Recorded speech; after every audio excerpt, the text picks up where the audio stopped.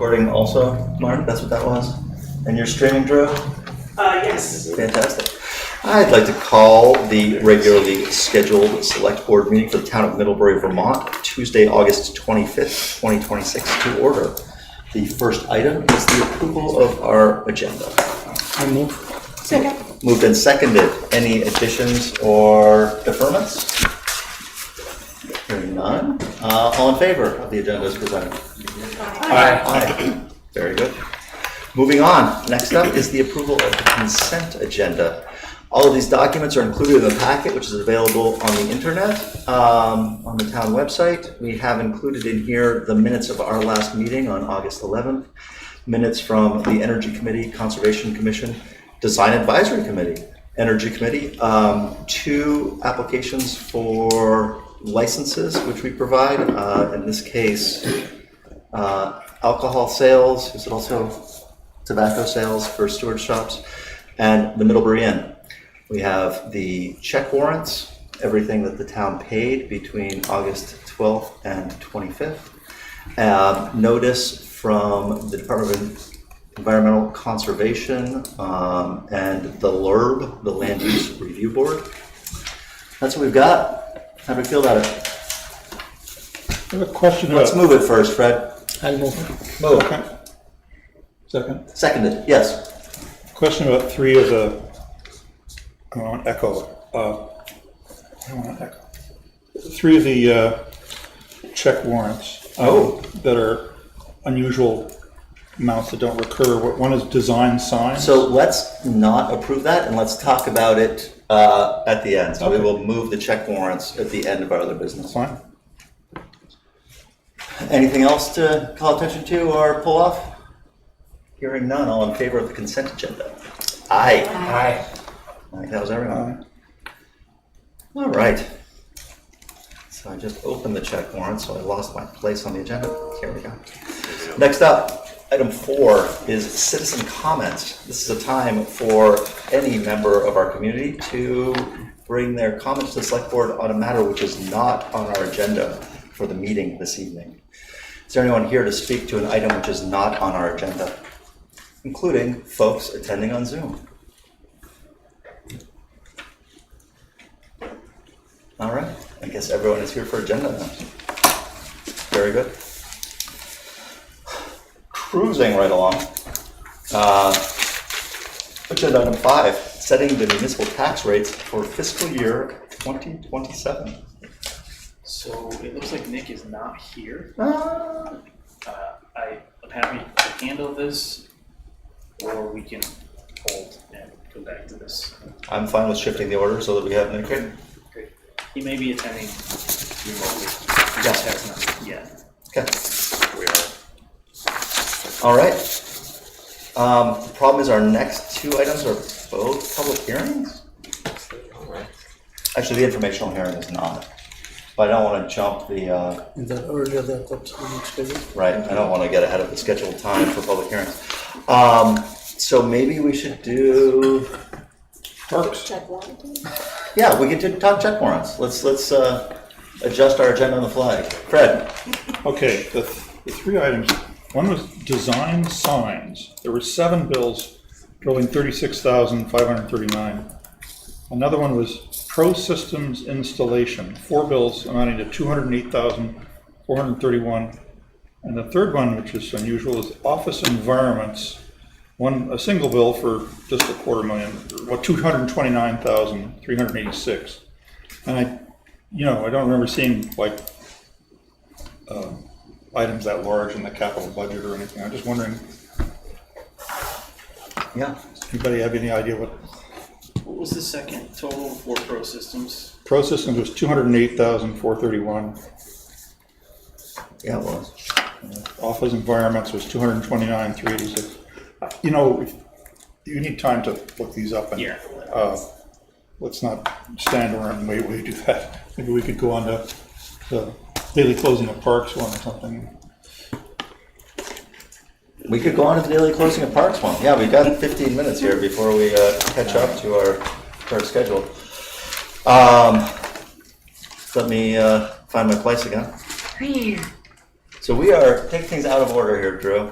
That's all right. I am hopping up to agenda item 8, scheduled for 8:20, the town ordinance for the daily closing of parks, proposed amendments. So this is a number of changes to an existing ordinance last modified in 2019, changing the list of properties which are parks of the town of Middlebury, and drastically reducing the maximum fines. That was nice. David, do you have anything you want to Yeah, say sure. about So this? this was a topic that came up from staff, from conversations with the manager's office and our police chief. He noticed when there was a particular matter, maybe within the last year, I think, that for whatever reason, there's quite a few parcels of land the town owns that, for all practical purposes, are viewed as parks but weren't on this park list. Yeah. So we talked about sort of taking eventually getting around to doing sort of a housekeeping. You can see there's 1, 2, 3, 4, 5 locations added to this. One of them, formally or informally called Jessica Swift Park. You have the green strip of land along Mill Street where the picnic tables are, where people fish off of into the river. You have Court Square, so the parcel of land across from Middlebury and across from the old courthouse. You have a wooded area directly across from the ice arena that's town owned. The last piece is a bit unique. This was the property that the town demolished, I believe, with FEMA funding. Yes. One of the requirements of demolishing is you can't build anything else there because clearly the water was running there. So it's going to be green in perpetuity. So that, I think, also helped trigger off this conversation. So we worked this out. There's also a few housekeeping things you can see that we typically do. Updating the name of the school district. We do, as you've seen, I think, a few times in recent policies, we do extend the concept of or designee. Sometimes the manager's unavailable or vacation or whatever it may be, and if he's given the authorization for somebody else to do something, that authority now exists, so we don't actually end up in a situation where we can't do something. So a bit of housekeeping and a bit of additions to the park list. Fine, you see, Jason and I talked about, Chief and I talked about that. We tried to dig into the history of how that number got so high, and it wasn't clear. But obviously that was not the spirit. I mean, the spirit here is not to give out those numbers of fines for being in the park at 1201. Yeah. So that's the genesis behind that change. Can you explain the waiver fee? There's also a typo in the red line, because if you read it, it says this ordinance shall be fined shall be. So something there is a little much. Yep. So the waiver fee is ordinances, some of our ordinances are administered through the Municipal Traffic Bureau, which is the same one that does speeding tickets and traffic tickets. And you can either say, I want to contest the ticket, or you can pay the waiver fee and avoid that process. So it's a no contest type lower fine amount. Okay. One other item, just sort of a friendly amendment, since we recently concluded the recordings associated with this parcel in the library and fixing some of the issues that hadn't been fixed in the past.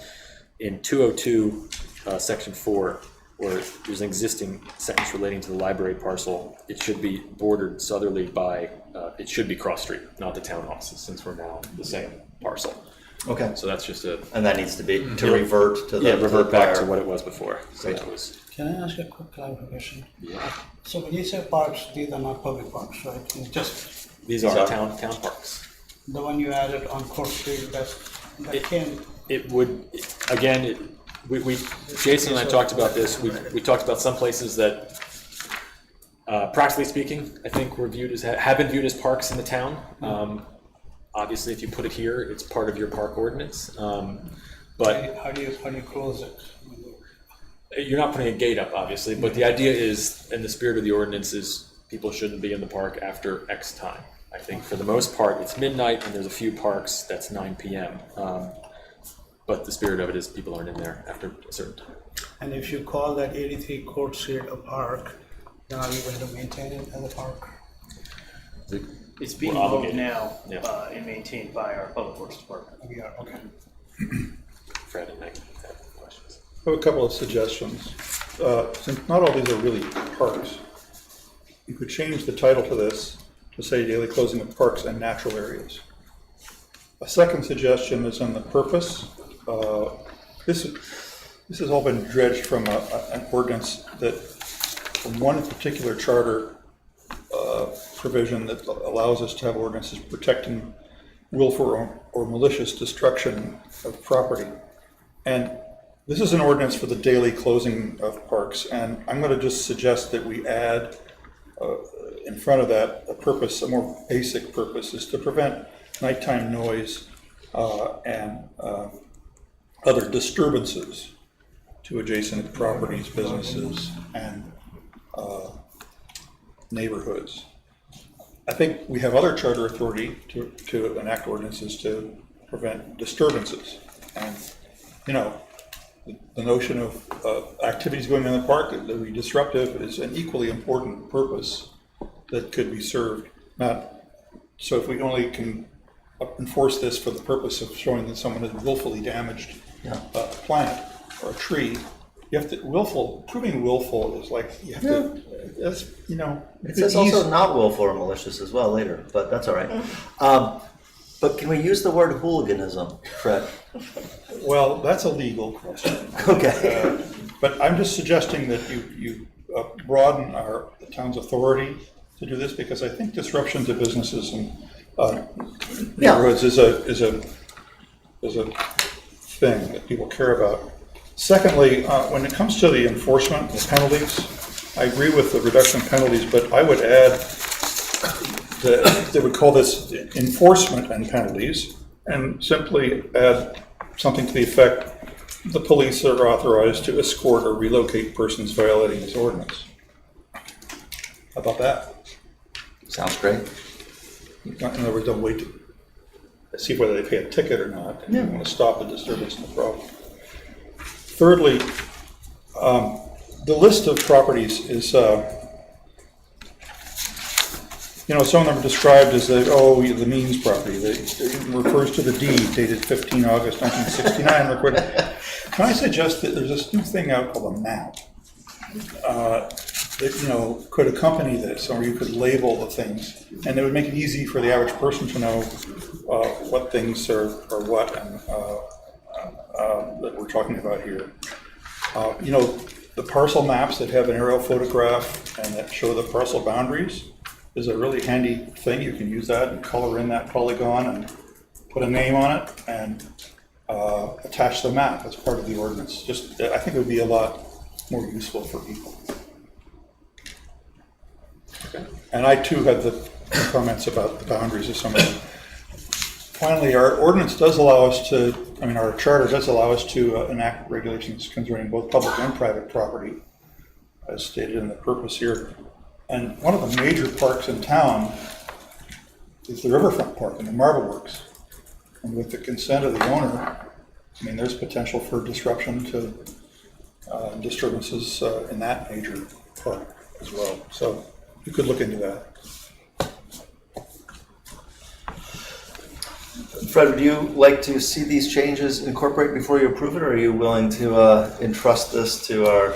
Well, this is just a decision to advance this and hold a public hearing. Okay. And, any of these things that seem to have merit that the staff wants to incorporate along the way, and I'd be happy to help with the knowledge of town properties if that's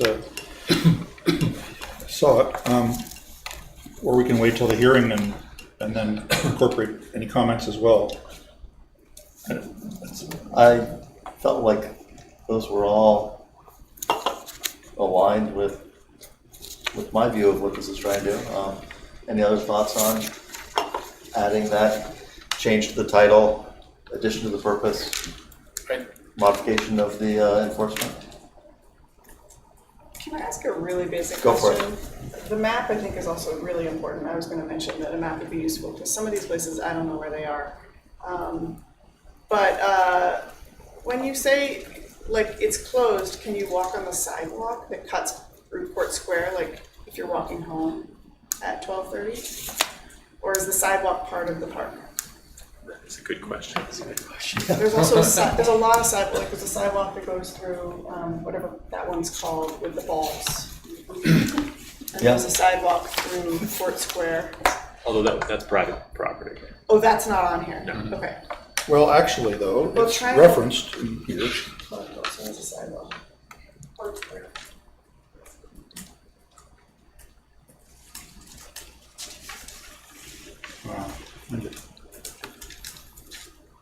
Yeah, number 3, lands under control of the town on the parcel. This used to be the municipal building site. Bounded by South Main Street in the east and southerly by Franklin Street and westerly by the former Addison County Grammar School lot, now under lease to Middlebury College, and northerly by College Street. So the town, even though that's College and Addison County Grammar School Corporation, for the western part, western Twilight Hall, there is a deed restriction in there that western part can be used for public recreational purposes. And there are residences around that area. So, you could have that same general boundary and accept Twilight Hall from it and show it that way on the map. I think we'd probably want to have a conversation with the police chief about the extent to which this is applicable to private property. Because it was the town office's parcel, now it's, I don't believe, owned by the town, so. But you're right, the part, the east end, or excuse me, this end is college owned. Right. That can fall in the same category as the Riverfront Park, the Marble Works. Well, look, the whole purpose of this is to avoid disruption, to not cause damage. So if police get called and they want to be able to use this ordinance to expeditiously escort people away and close down the problem, I would think the property owners wouldn't have too much objection to that. We'll incorporate those updates. We're talking about between midnight and 7 a.m. Okay, be kind of nice. Yeah, something like this, we got an open.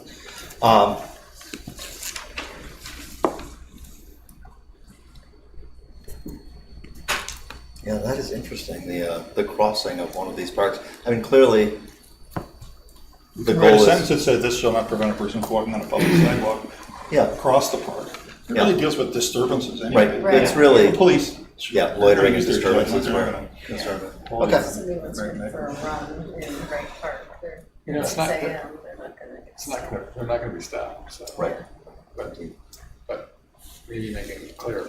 yeah, it's perfect. Really loud. Any other comments on this before we send it back to staff? Yeah, good. Thanks. All right. This is an improvement. Sure, public, come on up. All right, I actually just wanted to. We got 2 minutes and you have to announce your name, please.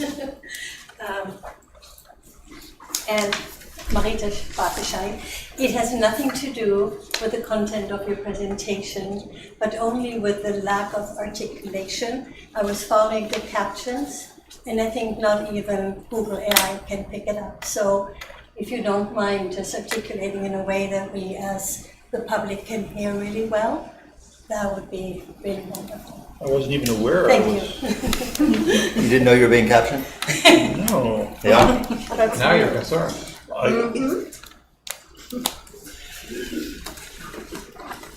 Do we get to edit this at some point? Never. Yes, you can edit it. a new thing called map. It's called. Did anyone see the fly on the camera? I felt like I was part of a horror film because there was this huge fly on the video screen up there. And I was, I didn't manage to actually see it on the lens of the camera. Come on up, Dorothy. Are you inviting comments about this topic? Well, we've got 1 more minute until the public hearing can begin, so you may as well. Okay, I personally would be leery of including private property because I don't know that we can presume to know what some other property owner wants to happen on their property. If they have a problem with somebody on Indeed. their property, they can call the police. Correct. And the other thing, I guess, is The library addition looks beautiful. I don't want to say anything critical, except I do want to comment that maybe where the EV charger is should be marked EV parking only, not a handicap spot. Okay, thanks. Okay. And perfect amount of timing because we've reached 7:20 and we can begin our public hearing. I'll find my agenda again. Ugh. I'm used to having 3 screens at least to keep track of things, so I apologize for the time it's taking me. So we are now at public hearing number 2, Middlebury Town Charter Proposed Amendments. This is the second public hearing held as part of the charter amendment process to the Town of Middlebury Town Charter. The Middlebury Selectboard established a charter review committee at its May 5th meeting retreat last year, and 3 select board members were appointed to assist in developing recommendations for town charter amendments. That group met monthly for a year, pretty much, and brought a slate of amendments to the full board. This is the second of 2 public hearings on those amendments. The first was held on July 14th. The charter changes are all available on the website, and I will now do the opening remarks. In accordance with governing statutes, Title 17, Vermont Statutes Annotated, Section 2641, and Section 17, Vermont Statutes Annotated, Section 2645, the Select Board is conducting a second public hearing to take questions and comments from the Middlebury community regarding proposed changes to the town's charter. If you have a question or comment, please raise your hand if you're in the room, and when recognized, come to the table in front. If you're on Zoom, please use the raise hand button at the bottom of your Zoom window to be recognized.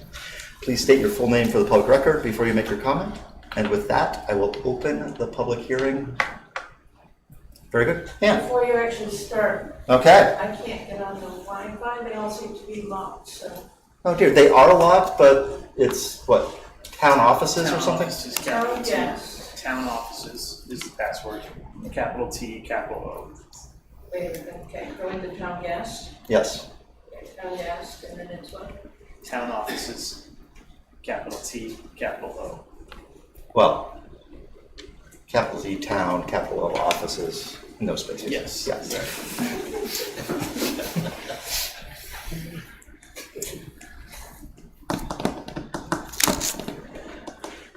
Are you good, Ann? Okay. All right. It's an exciting public hearing we're having here. Let's have a little select board discussion while we're at it. I got a call from a friend, Susan Clark, who was on the Act 131 open meeting law working group with me, asking for my endorsement of a proposal coming from, well, to support what's going on in Brattleboro around their town meeting. They're moving from a representative to a full town meeting, but there's great interest in both preserving the town meeting form, which is fairly unique in American politics, where every resident is empowered as a legislator for the purpose of that meeting, as well as providing the access of an Australian ballot method. So they're looking at a 2-part town meeting with a legislative amendment and discussion, followed by an Australian vote on those measures the following day. This is not currently, it's not clear if this is currently allowed by Vermont statute. And so this is a letter going to VLCT to support it, and then to the Secretary of State to support this as an option for towns as well. It's clearly very complicated because you would not necessarily be able to the next day have in front of everyone the amended content of each measure which is being voted on. Right? In theory, a measure could be brought from the floor, which would need to be added to that Australian warning for the following day. The logistics are difficult Clearly, Fred shakes his head appreciatively. But it's an interesting form, certainly. So what does that have to do with our charter? Well, it is the kind of thing which we could enable in our charter and not need to go back for if at some point we want to do it. Okay. We're a long way from being able to make that decision when we've got the charter in front of us.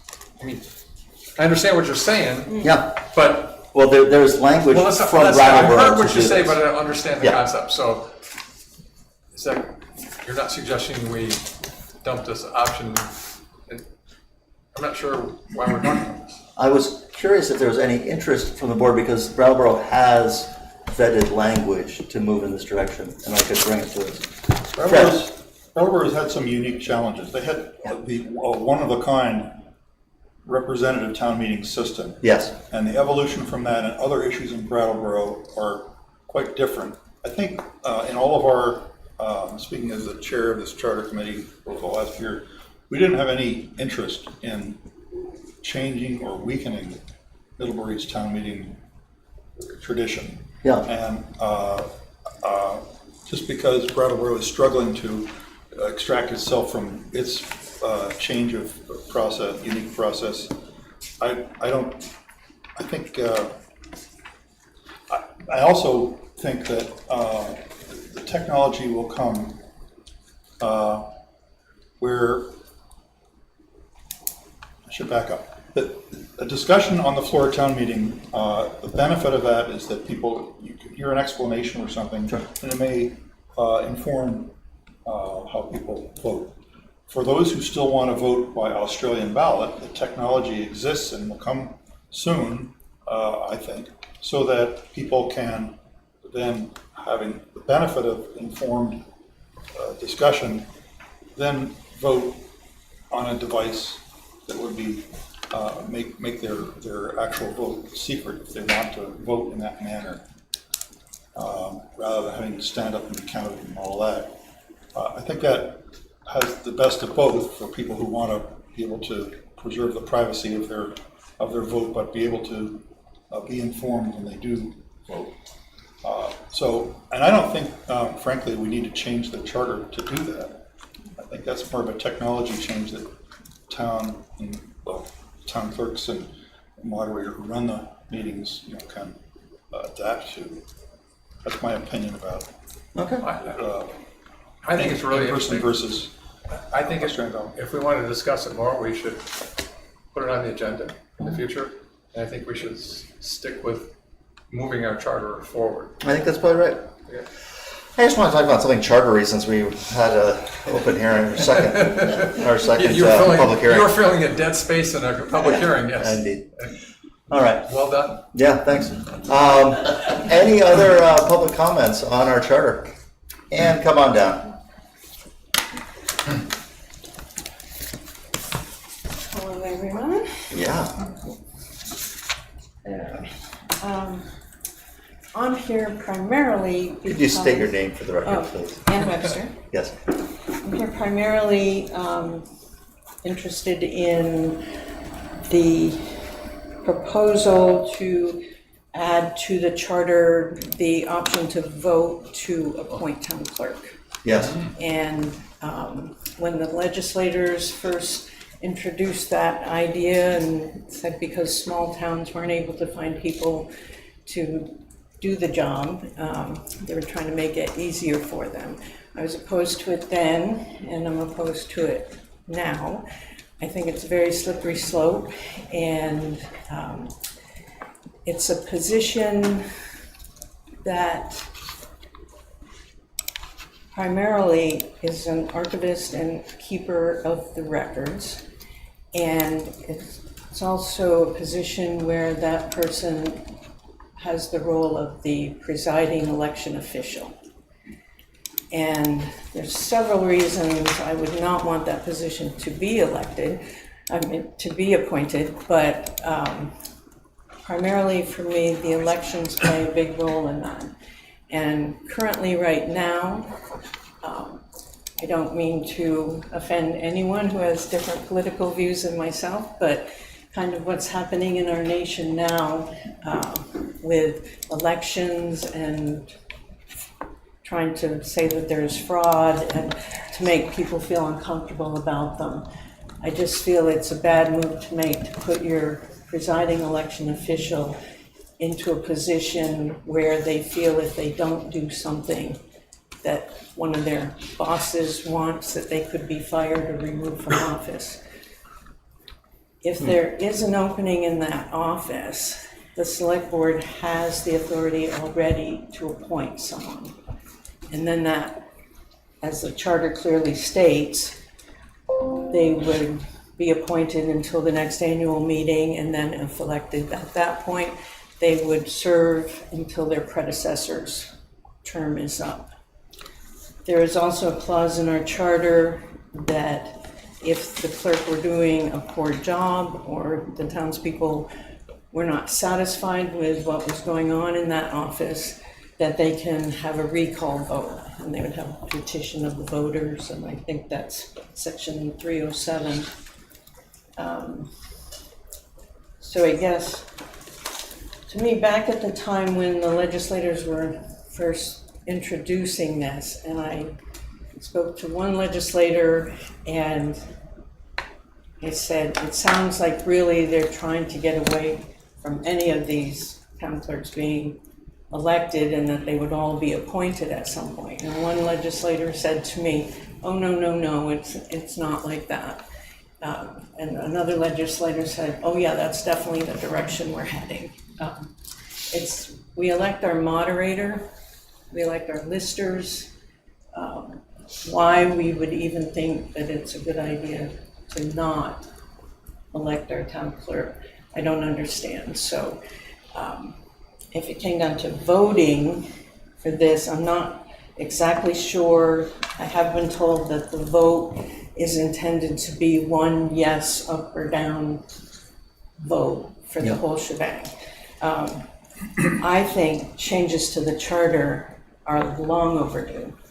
I think somebody has worked incredibly hard on these proposed changes, and a lot of them are really necessary and should go through.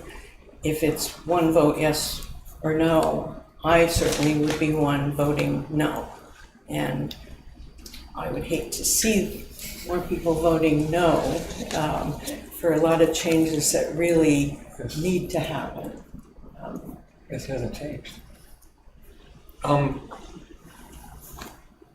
Elected officer, under elective officers, town clerk, unless the town has voted to appoint the town clerk per section 304. Right, so why put that in there at all? We can, even without that in there, if we at some point, somebody correct me if I'm wrong, if we even just take that out of there, we can still introduce to have it voted for, have appointed. We could put a referendum on the ballot. So it doesn't really matter if this says. So why put it in the charter? No, the charter says, in its current language, the town clerk shall be elected. Yeah. Okay. And you can't do something different for that without amending That's the right. charter. When we did, okay, you're right. The last time, state law. Yeah, you're right. The last time we did the treasurer, we actually got a charter approved before that. And the auditor before that. Yeah.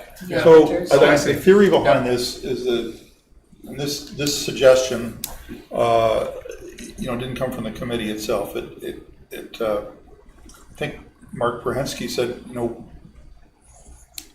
offices that have a certain required skill, if you can go through a recruitment process to find the right person and then put them up for the public process of nomination, then you, correct me if I'm not expressing this fairly. The idea is that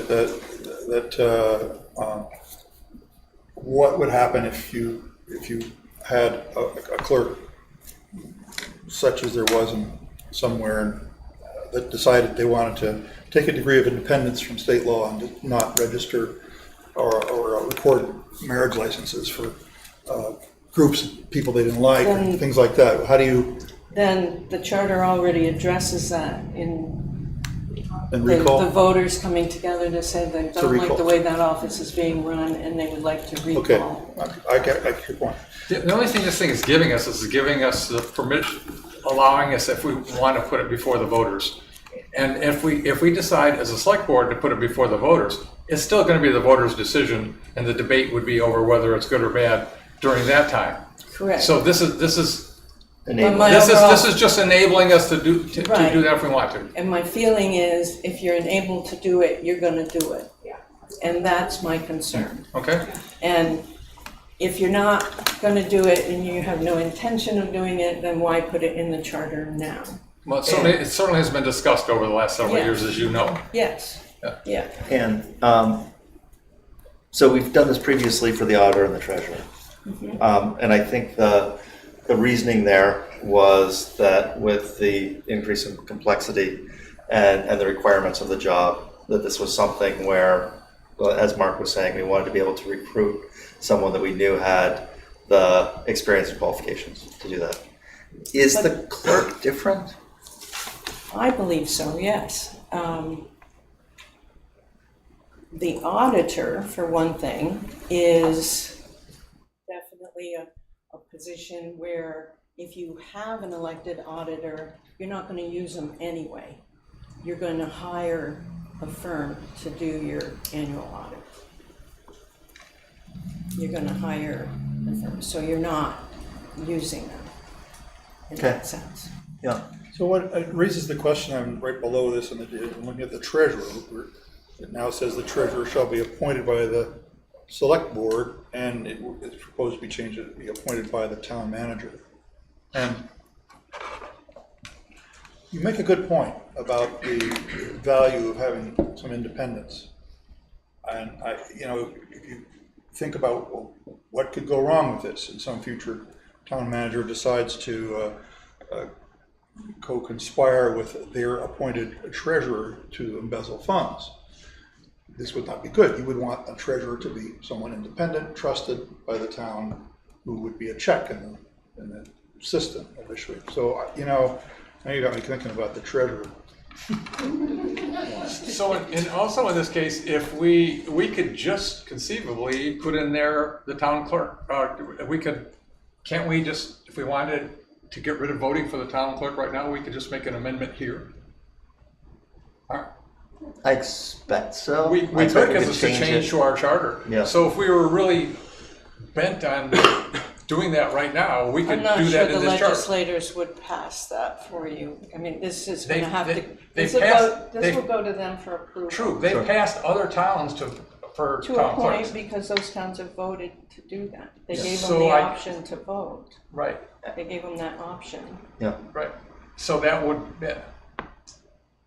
You're saying that we're not saying we're going to do this. No, If I'm we not were saying going we're to do gonna do this, we would have Yeah, just I'm done sorry. it here. And because Yeah. the town's gonna vote on this charter. Right. Yeah. So we could, it seems to me it would be legit, we just remove the town clerk from being elected, and we're good.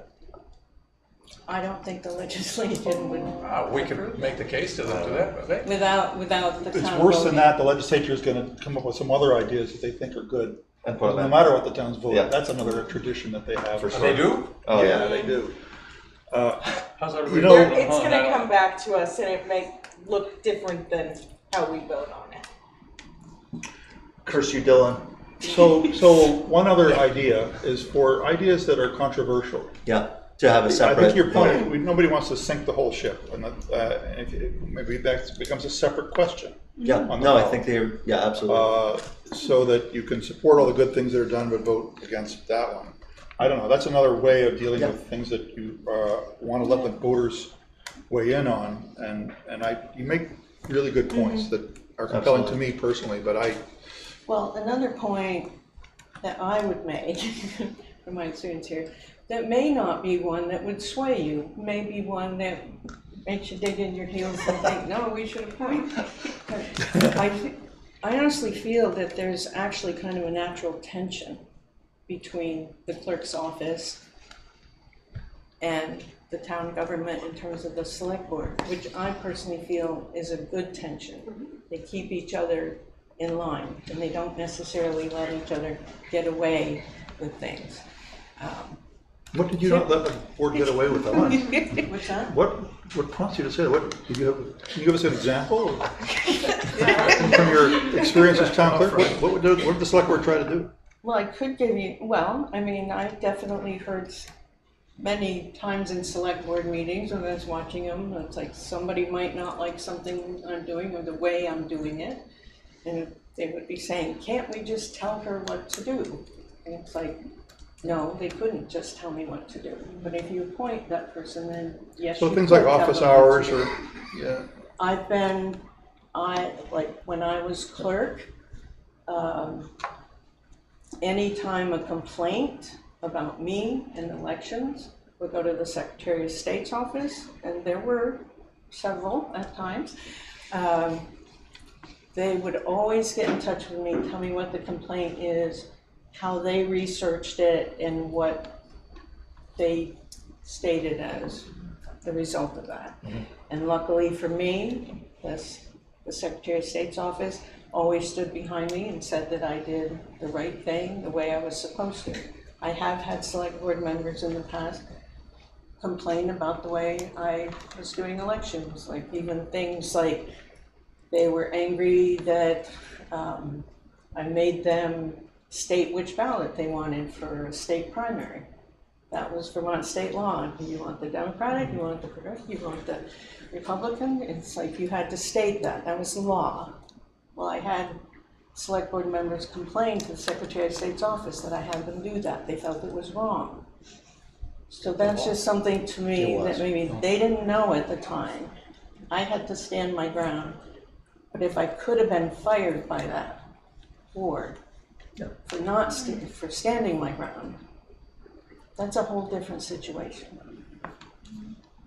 And we've been very fortunate. We've had, as far as my time living in this town, 2 outstanding town clerks. For sure. So, and I've been here 22 and years. I think there's a lot of people in this town who could hold that position and do well, and if there was somebody who didn't, I think the charter already addresses what to do about it. Yeah. Well, that'd be a fun process. As I say, for me, it's just, I feel it's a really bad direction to go, and to even put that in the charter, to me, is just suggesting that we're gonna take advantage of that vote at some point. Thank you. And I definitely don't want to vote for this myself as it is. And aside from that, I would say that I am seeing in here a lot of clarification of documents and things that should be kept in the clerk's office. And I think that's really good to clarify that. One I didn't quite understand was, I think it's section 107. Sounds like ordinances would then be kept on the website, it would be kept in the town manager's office, which I see no problem with either one of those, but why would they not be kept in the clerk's office? And it seems the clerk's office should always have a copy of the full ordinances. And another part of that, which I didn't understand, was saying that no longer kind of an index of that would be required. And believe me, when things are not indexed, they're really hard to find. And that doesn't seem like a real good service to the public. So it seems like a copy of all the ordinances up to date should be in the clerk's office, and they should be indexed in the way that the clerk would index them. I think Andy on our committee made the point that things like a table of contents and index are passe now that AI can do this for us. Is that fair? I don't think I did. I would say I think I indexes are very handy. suggested that we should have a adopted policy separate from the ordinance on how we publish and maintain the records of this body and the rules of our town. Yeah, thanks. The only other thing I would ask is section 106 with the fine for ordinances going from a maximum of 1,000 to 10,000. Yeah. What kind of made you come up with that number? We're thinking about environmental damage in particular, where we've run into situations where actions against municipal property has amounted in damages greater than $1,000. And we just thought that with a generational change in our charter, perhaps we should increase the maximum limits of things. So I drafted that. I'll take blame for that. Back in 1972, $1,000 was a lot of money, a round number. But if you put that in the inflation adjuster, it comes pretty close to 10,000 in today's dollars. So the idea was to maintain something that was still significant as a potential offense. And we've had a violation of dumping of septage that cost the town $200,000. You know, so something's really has a serious thinking impact. of environmental, You want to get their attention. Just the way it's, the charter is worded in terms of it would be considered a separate offense every week that something is not done. But if you're thinking of big environmental, That was it. costly, And while it is enabled by the charter, it does not mean that traffic tickets will immediately go to $10,000. well, yeah. Wanting to see where the ordinance will say Yeah. how much the fines could be. Yeah, Thanks. just Thank you. funning you, Ann, sorry. There was another hand. Yes, please.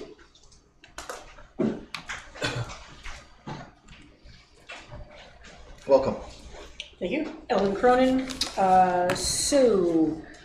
Point 3 in the newspaper, paragraph 308B, allowing any person rather than just any registered town voter to apply for a committee. Paragraph 308B, allowing any person rather than just any registered town voter to apply for committee vacancies. The committee vacancies, when they are announced, rarely list the requirements for anyone who wants to apply. If you ask for a town voter, at least you have a bare minimum of requirements. And so I'm kind of surprised that that has been taken out, because it would suggest that then in the background what you're going to do is actually put requirements on every announcement that you have.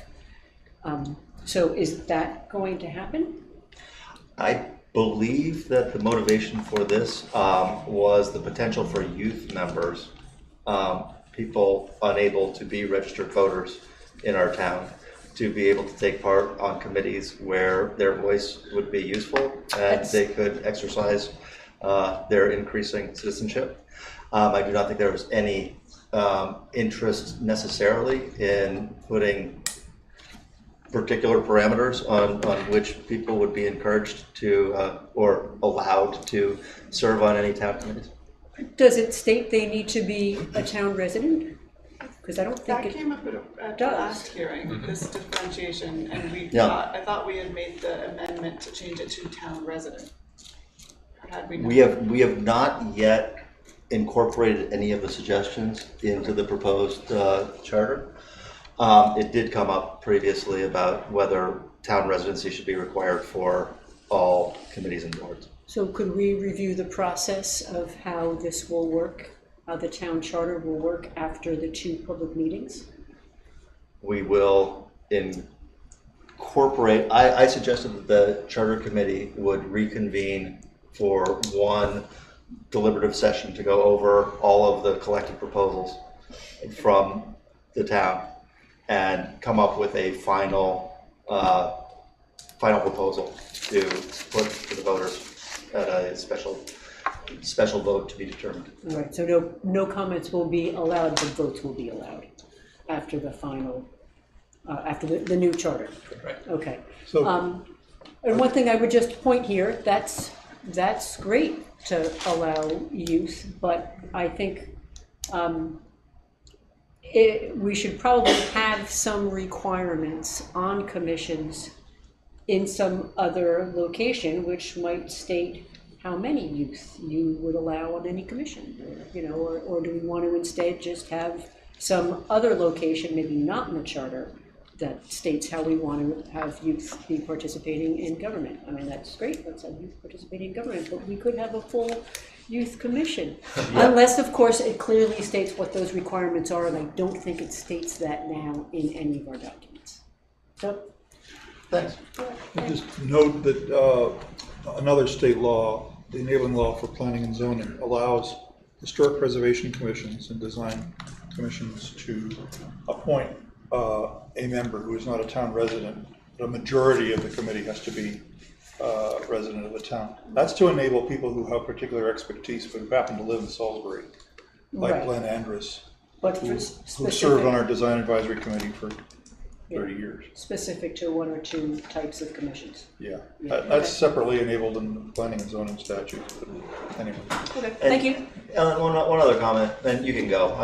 You don't need to respond. I think that this select board has taken appropriate interest in the composition of our boards and solicited what range of viewpoints and expertise will help to facilitate the boards doing their best work and do our best to gauge the candidates against what we hear from board leadership and staff. So that is taking place. It's just not part of a particularly formalized process at this point. Okay. Are there other people who would like to speak to this board during this second public hearing on our charter changes? I see no hands, either virtual or in person. So if there are no further comments regarding the proposed charter amendments, I'm going to call this second public hearing closed. As I just suggested, I do think that the Charter Committee should reconvene to incorporate those of the public suggestions that seem aligned with the interests of this board and the town. So this will come back to you on September 8th, so we'll have to get. We have to meet before September 8th. On the books soon. Woo! Holy cow, I'm out of town next week. Cool. Yep, we'll figure it out. Yeah, I meant to tell you tomorrow. Very good. No, we're not meeting tomorrow. Okay. All right. That's that. And now, a few minutes late, we will come to item 7 on our agenda, the public informational hearing for the Town of Middlebury chip application for the Middlebury Investors LLC Middle Road Apartments. Phil and Alex, come on down.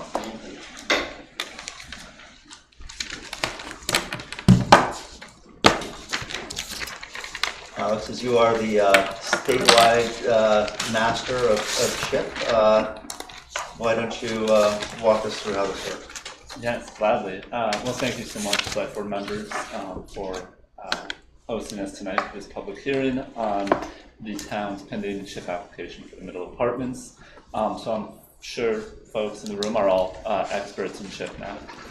But I will give you just a quick overview of how we arrived at the public hearing tonight and what we'll be requesting this evening and what next steps would look like following the public hearing. We can't hear. We can't hear back here. I don't know if this can be turned up or. I can speak up as well. Should we open the public hearing prior to this, or is that when we start taking comments? I'm going to open the public hearing now, and then we'll do the presentation and comments. So, in accordance with governing statutes associated with the State of Vermont CHIP program, the Select Board is conducting a public informational hearing to take questions and comments from the Middlebury community regarding a proposed town CHIP application to the State of Vermont regarding Middlebury Investor LLC's planned Middle Road Apartments housing development project. Okay. The magic incantation has been delivered. So a little background on how we arrived at the public hearing this evening. The project. Pull your mic closer to you guys. So the process really began with a CHIP interest form that was presented to the Select Board, I believe, in April or May. At that point, with the Select Board's consent, that interest form was submitted by town staff to VEPSI, just indicating quite simply that there was interest in pursuing a CHIP application in support of infrastructure costs for this project. So since that time, I've worked closely with Phil, as well as Mark and David, to compile the application that is before you tonight. That application was reviewed in work session with town staff and members of the Select Board just a couple weeks ago. And with the public hearing tonight, we will be presenting a resolution very similar to what we saw with the Stonecrop application, essentially looking for the board to authorize town staff to submit that application as presented this evening. And I will note that that approval will be conditioned on the performance of a third-party fiscal impact analysis similar to Stonecrop. So I'll also share that we did use for the housing infrastructure agreement, as well as the resolution before you tonight, the templates that were used for Stonecrop. So those documents should look pretty similar to what you reviewed recently for Stonecrop. So that's a little overview of, again, the process we followed to get to the public hearing tonight. What I'll do quickly is just give a quick overview of the project, the specific requests, and some other fine details, and then I'd like to hand it over to Phil to share any information I may have missed. So just a reminder, this project is 35 market rate units. It received DRB approval in late 2025, located at the southeast corner of Middle Road and Route 7 South. The site plan is available in the meeting packet. I'm sure we'll be looking at that at some point this evening. The project would hope to begin construction by the end of 2026, pending the securing of financing. I do want to note that there is no public subsidies currently for this project, which is exceptionally rare, especially outside Chittenden County. And when I say it's exceptionally rare, what I mean is it doesn't exist. You don't see multifamily buildings being built without public subsidy outside of Chittenden County. So I really just want to highlight again how unique this project is in that capacity. In addition, it's also unique for its mix of 3 and 4 bedroom units, something fairly new to the market.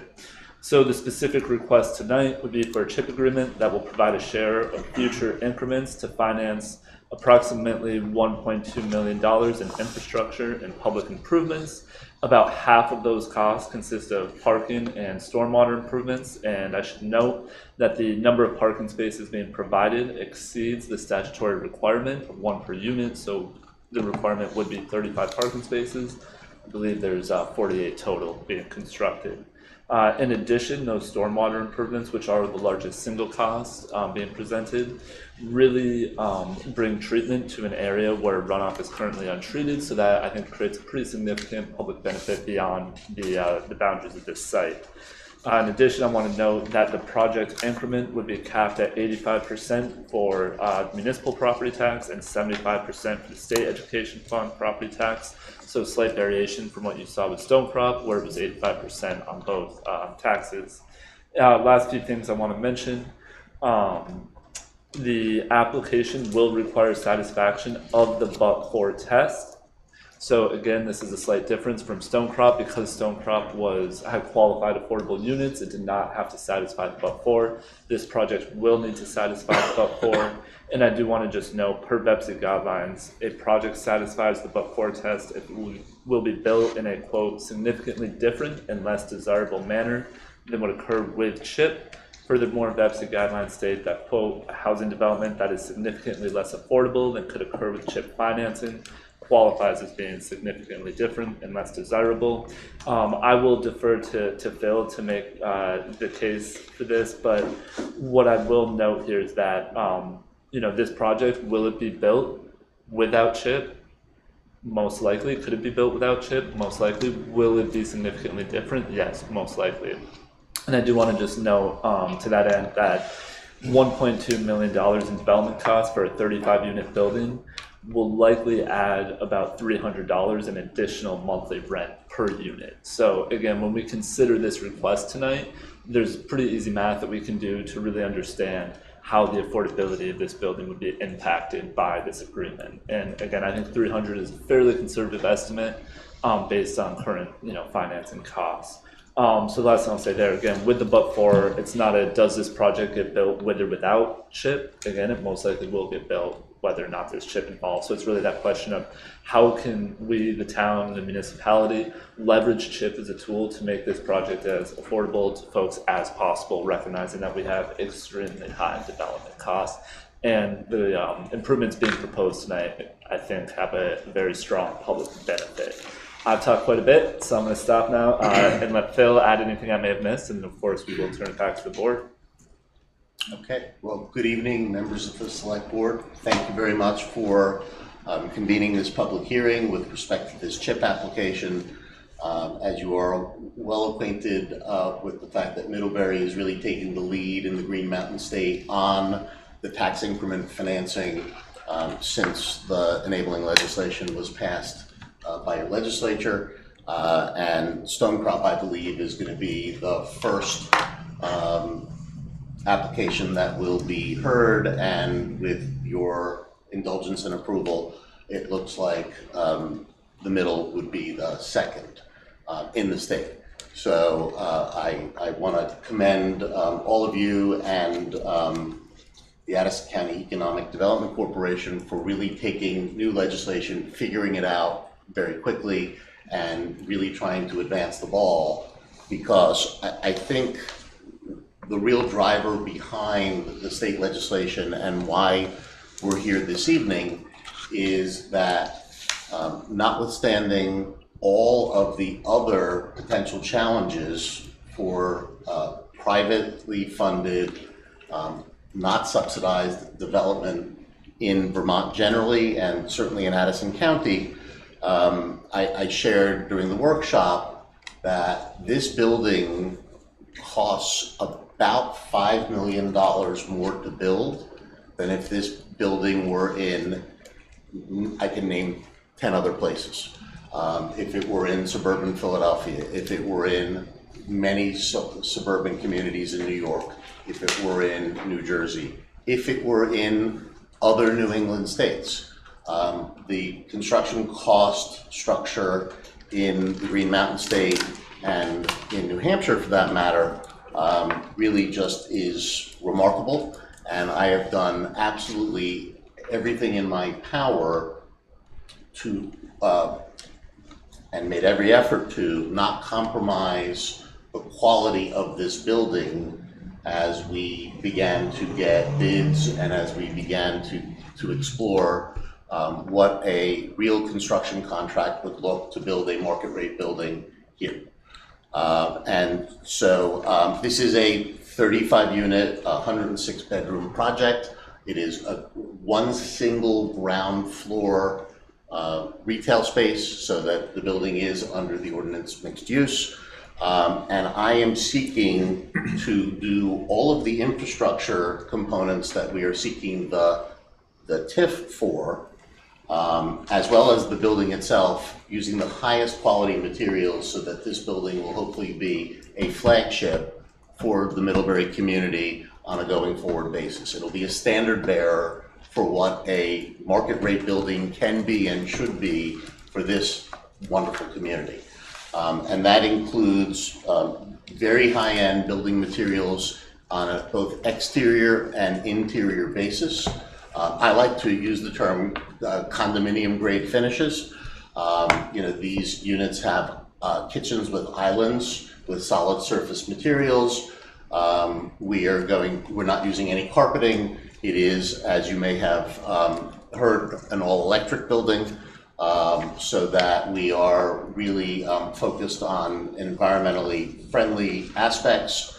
It is a building that is using an EPICA heating and cooling system, which is a unit-by-unit system rather than having rooftop or other large centralized units, which are both energy inefficient and also not necessarily good-looking.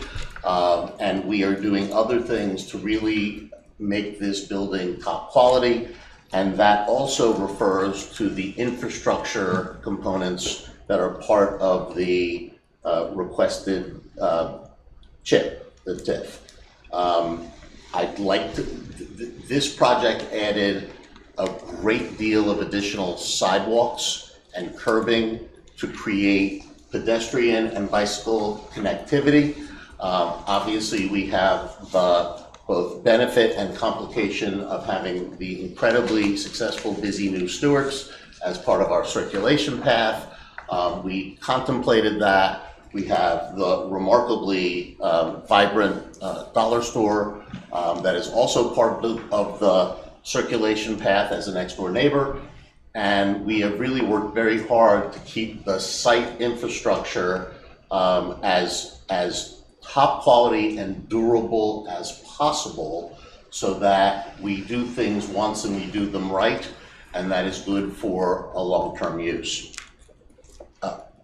As Alex mentioned, and I'll just speak to it briefly, the but-for test, I believe, is easily met with respect to this application because but for this TIF opportunity, we are going to have to carefully visit the material selections. We're going to have to carefully visit the pricing and components of the stormwater systems, of the curbing and sidewalk systems. Does not mean we will not do them.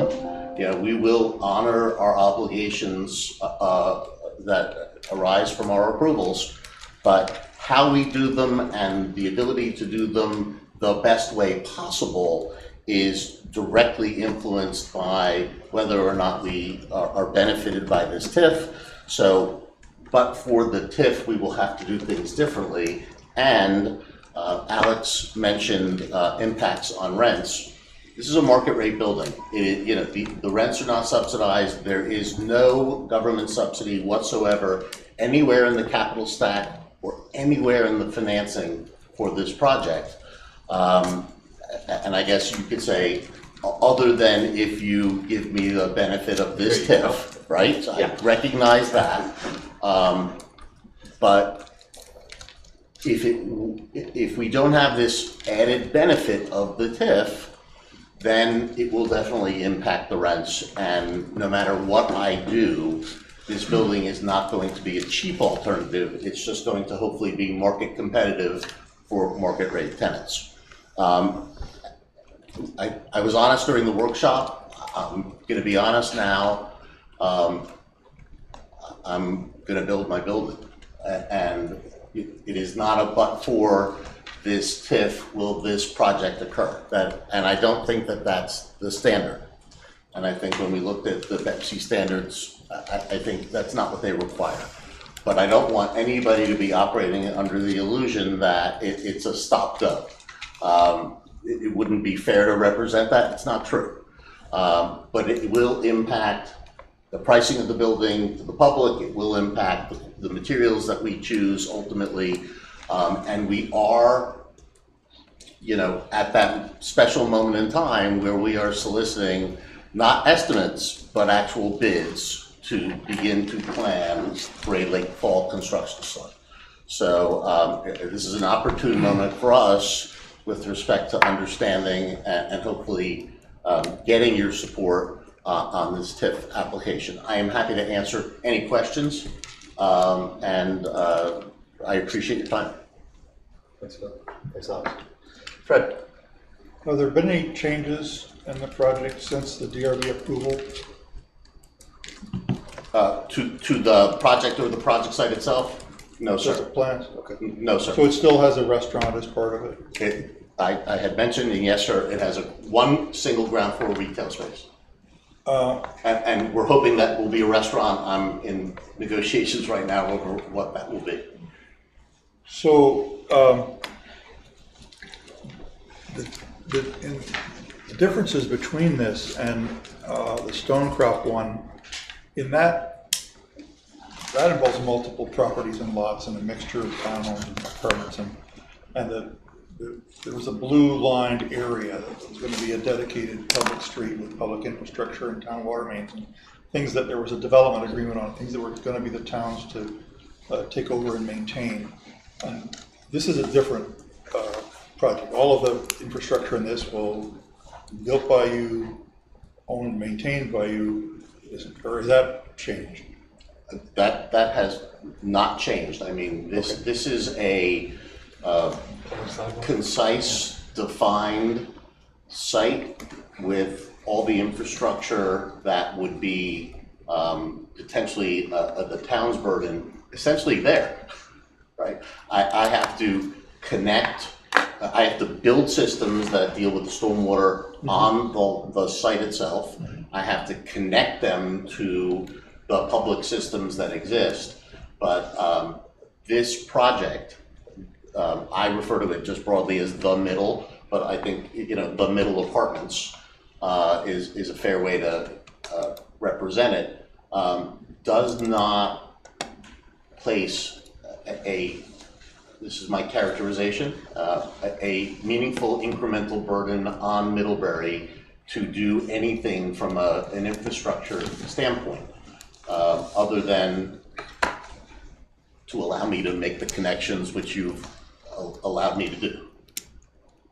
Right? So- and it's also a fully, it's a paved parking lot, which has really kind of not wonderful stormwater management and other complications, which I think create burden to the surrounding area that this project will address I'm hoping in total, and it should be a massive improvement from a stormwater management and other circulation and flow of people perspective.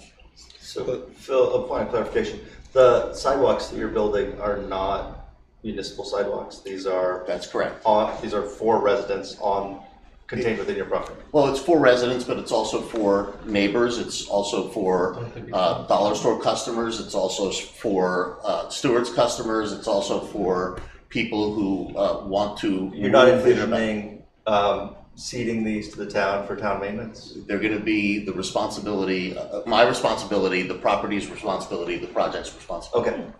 Right. I didn't understand that. That's great. Yeah, and as is the case for the fencing, as is the case for all of the components of the site. So I mean, whether it's a sidewalk cracks and needs to be replaced or what have you, that's the burden of the property, not the town. Do you expect that students who are walking to school will stay on the other side of the road as they are right now? Or will they use both sides of the road? Because right now they walk past the bank and cross LaCrosse Drive on that side. Would they now also be on those sidewalks as well, or no? So that's a great question. I suspect that the answer is it's going to be both. Okay. And I think that when we introduce the building has a bike route. So there'll be non-car means by which students will make the approximate mile, which is not through side roads, but through the path to campus. So how they physically move in and about, I suspect with the infrastructure there, with the sidewalks there, I think it will, implicate both sides, and I am hoping that, and expected. I think expecting is a good word, that by building it, they will come and will use the infrastructure, because if you've watched how students approach the Stewarts, which is something they do often and regularly at this point, particularly in the later hours, it isn't necessarily the smartest movement. And I think with sidewalks and paths and other ways to do that, I think that they will be encouraged, just practically, right? Invited to walk in a safer manner to traverse those areas. But I was just going to say, the only reason I ask is because they will walk to school early. And if we have the town plowing one sidewalk and not the other, it could run into issues with kids walking to school in the early hours. Yeah, and I think that, there's the practical reality that because I'm going to be responsible for clearing, the path, the roads, the sidewalks, what have you, there should be some voluntary coordination in terms of when that is best done, but also the practical reality of when we need to do it to facilitate tenants and visitors and guests. Wait, so just to clarify, does your sidewalk go all the way down to Right there. Mums? No, it's It's right there. southern property line, that's what you're talking about. Okay, so it doesn't, because there's no sidewalk on that side now for students to go that way, so they'd have to cross the street to get, because there's no sidewalk after Hannaford Okay. on that side. Yeah. Okay. So they're crossing right before the orthodontists. Right there. There's a crosswalk Yeah, at the yeah. exit from Hannaford, but yeah, okay. Most students are going to take the most direct route, which in the plowed It's gonna be street, right, they're you're going to gonna walk go around straight across. the paved area. I mean, I'm sorry. They're gonna walk wherever they I want. was a student. Maybe stop the stores on that. Yep. They're coming in right now. On some of the other questions about, I mean, the nature of the things that you call infrastructure include, you know, your electric service, your individual landscaping, fencing, benches, EV charging, bollards, light bases, exterior lighting. You know, these are things that are typically applied to a building. They're not mains serving multiple properties. Was the other distinction I was going to make when I was started to make the point about how this is different. So the law that was passed enabling this was certainly to support housing development, but affordability, housing affordability has been the thing that people have been asking about most specifically. So you mentioned that you calculated the $300 higher rent per unit. 300 more than what? I mean, what are you kind of projecting their 2 or 3 bedroom unit would be? I'm interested in how affordable. So that's a very fair question, and I will tell you that although we have gross revenue numbers, we have not apportioned it amongst the units yet. Okay, we have not. Increase though. Okay. So first of all, I didn't do that $300 calculation, right? Okay. That was Alex speaking, not me. So had I done that math, I'd be able to speak to it more specifically. Okay. And maybe Alex can speak to that. I think that's just applying a number to the gross number of units. But I will say that, you know, when one does a project like this, you have to look at what income is going to service what debt, right? And so there are, I cannot tell you that we don't have overall revenue projections. Of course we do. But we have not yet determined what a 2-bedroom in this configuration with this square footage versus a 2-bedroom with that configuration and that square footage versus, I mean, these units are not all identical, and particularly the bigger units have some significant square footage differences. I'll give you an example, right? There is a 4-bedroom unit that is 1,500 square feet, right? These are not small, you know, spaces, and that particular unit with a kitchen with a huge island and all sorts of other amenities is likely, when we finally price them, to have a different cost structure than a different 4-bedroom that is several hundred square feet smaller and is a different configuration. So it's not like I can tell you that there's a simple A, B, and C, and here's what they cost. Right? We're going to have a schedule for each unit and ultimately what they cost. Okay.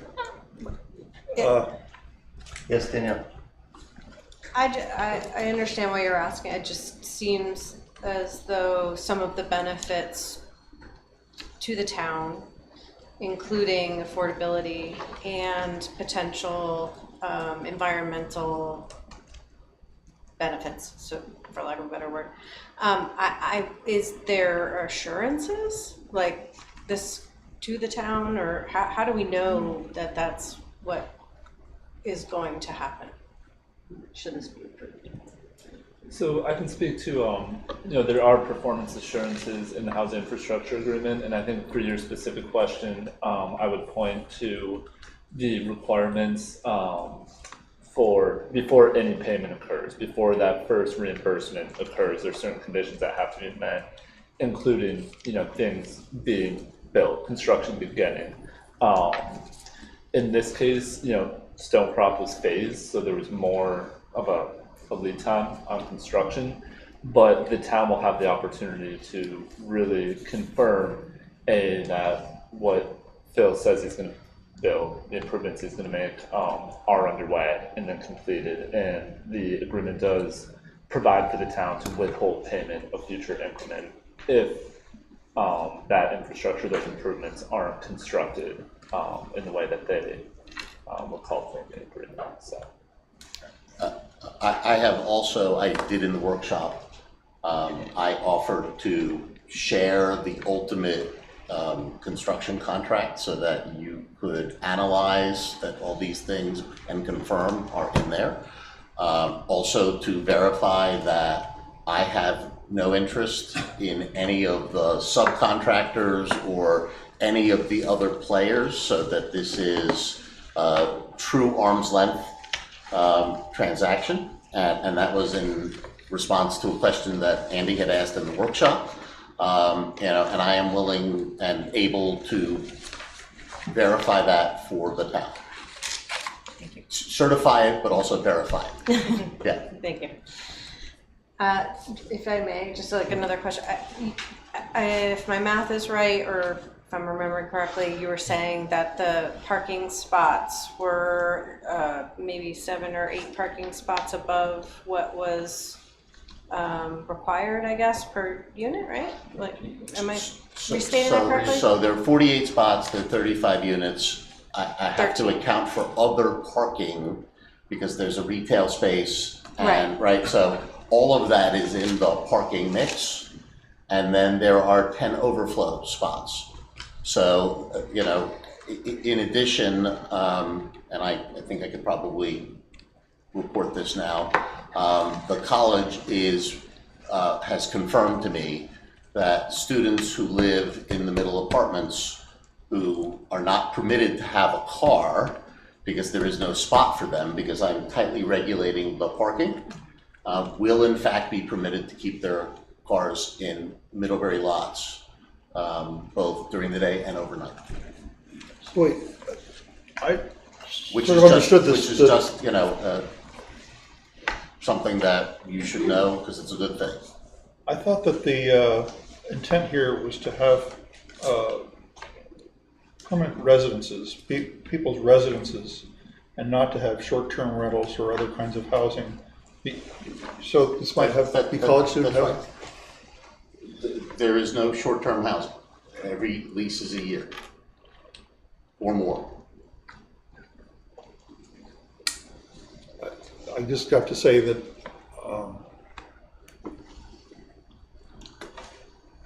one of our challenges is in our budget is that the college decided that it should not continue to fund our payment in lieu of taxes. And, the college should pay for its own housing. I'm sorry. This isn't my opinion. I have a hard time I'm not sure. voting for a town subsidy for something that's college housing. No. That's just like a certain number of students live off campus now independently and may rent a house or may rent something else. They would be resident in this building. Right? Not every Middlebury College student lives on campus. I understand. Yeah. So and the college is not paying those students rent to the owner of a house or the owner of another property that is privately owned. So it isn't the college that is doing that. College housing does have an impact on the housing market in the town. Another question about the housing market in the town. If the select board has voted to appropriate some of its town grand list, as it were, to support the Stonecrop apartments, and would your project be in competition with those apartments? And how do you view the idea of funding competing apartment projects? So the multifamily building at Stonecrop is income restricted with the exception of a small number of units, but the majority of it is income restricted and is not available to the same market as my building. So you don't see them in competition? Well, there are a few units that are market rate in that building. Addison County Economic Development Corporation tells us all that Middlebury, the town, needs almost 400 additional housing units today.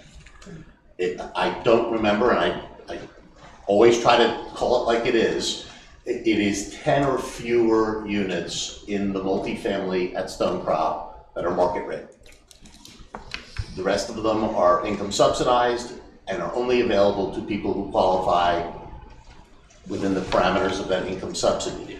One of the problems that this town, this county, and this state comes up against on a regular basis is that almost everything that gets built that's new is income subsidized. it leaves what we refer to as the missing middle, people who don't have $800,000 to buy a house, but who can pay meaningful rent, but wouldn't ever qualify for income subsidized housing without a place to live. And I'm not sure how this fits into the TIF, but I'm happy to explore that with you. The reality is that I don't really view Stonecrop as competition, and I cheer on their success. And the for sale product is certainly a whole different ballgame from anything that's going to happen at the Middle Apartments. And their existing building has too few units that are market rate to make a meaningful dent in what I'm trying to accomplish for the community. But some college student groups that are allowed to live off campus, and they it can be like $1,000 a bedroom in a house that they share a lease on, and if your project then for your 4-bedroom units becomes a $4,000 a month apartment, and the college wants to increase its enrollment, this could become a private dormitory? I can't speculate. How could I possibly address that? I'm just...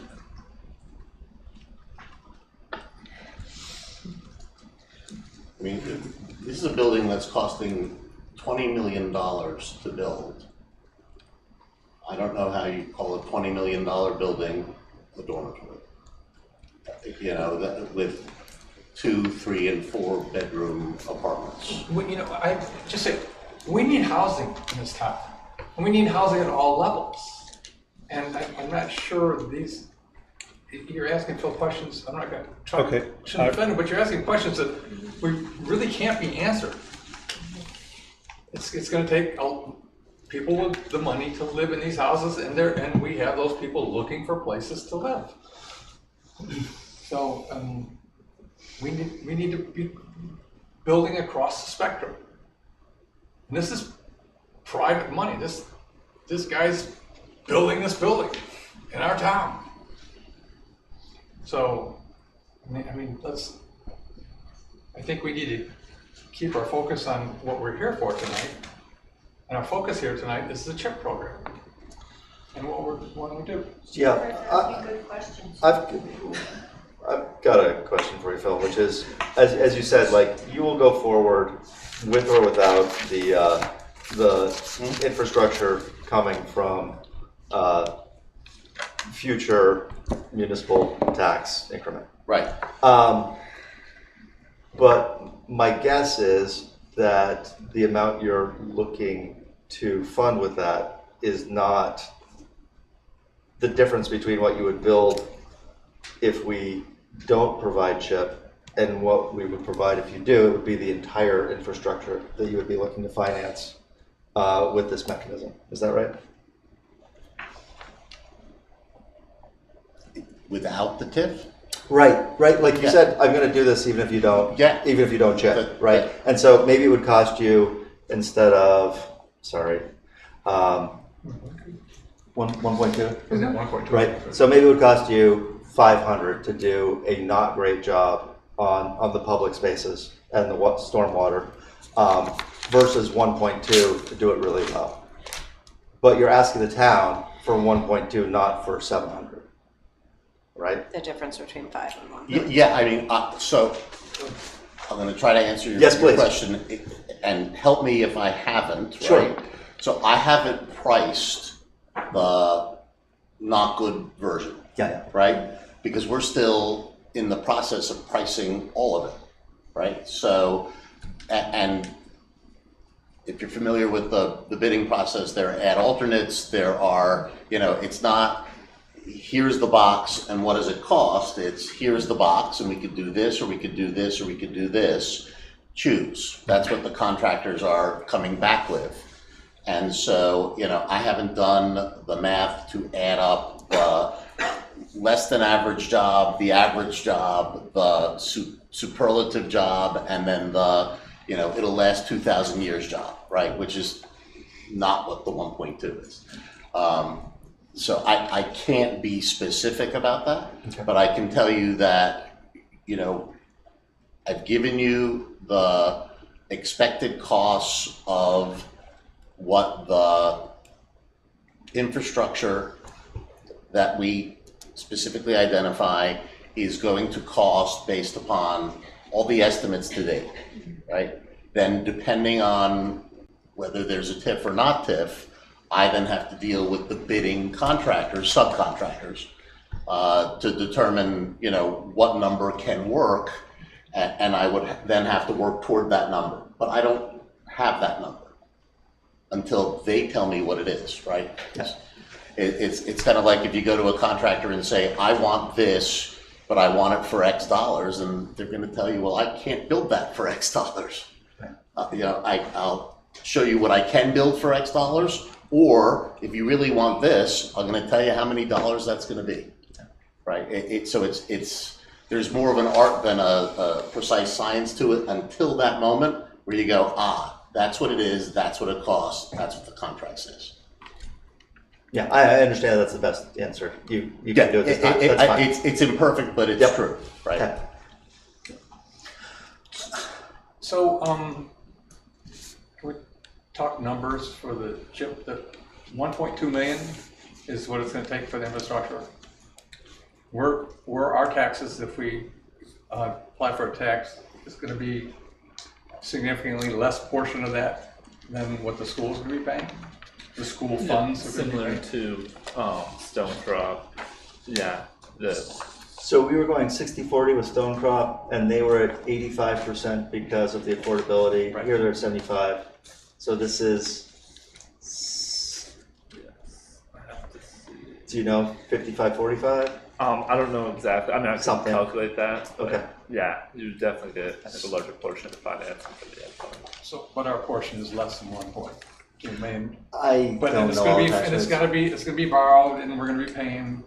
He's going to borrow the money, and we're going to be paying for that loan. And when that loan is paid off, the chip money comes back to us, like Stonecrop. Yeah. So, interesting. Stonecrop was not going to build the buildings if they couldn't get. That was going to add about $40,000 a unit. They were not going to build it. Right. He's at least very upfront saying, I will build it, but it's going to cost more for people to live there. And this is a significantly less tax impact for us. Wait, it's gonna cost more for people to live there and it's gonna be lower quality? So I can't answer that either, but I can say this. At the end of the day, I have to account for the math somehow, right? So again, I'm not in the estimate process anymore, I'm in the bidding process, and I'm gonna have to make decisions about incremental points because, you know, unfortunately, you know, the one thing I can say about pricing is that Mr. Dunnington's example is, you know, not the math of the building, right? $4,000 for a 4-bedroom is not what it's going to be, right? It's going to be materially more than that for a 4-bedroom, because of what people are paying, you know, in this state for 2-bedrooms in, you know, reasonable buildings. So and again, just using the example. And a big part of your infrastructure, you're going to have to pay for stormwater treatment because that's required by the state law. Over at the in the hockey rink area where we did the stormwater, how much did that cost us over there? Mary Hogan. Yeah, Mary Hogan. I don't know off the top of my head. It's a lot of money. Those are expensive. That's an expensive requirement that the state places. This project has a 40-by-70 underground chamber, like the one we had to do for the Cross Street Bridge out here. Okay. To retain, filter, and that's what he's out. He's going to have to do something like that. Yeah, it's a you don't see on the plan, but there's a. That's what I'm talking about is a. I know. What I'm trying to say is there's a significant chunk of this infrastructure money is going to have to be over 300. Yeah, 355,000. I know. I'm not sure how much you estimated on here, but that's a pretty major project for asphalt area that large. It's just a point. Other select board comments this time before I invite the public? All right. I don't know the best way to use our limited miking. Well, we can just Yeah, go let's do back that. and, There yeah. you go.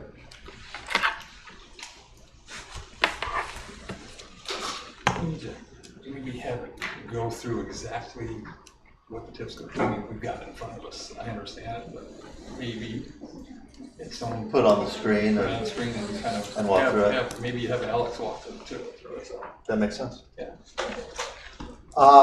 I'd welcome anyone who's here to speak to this project, to the municipal chip application, to raise your hand and be recognized and come forward.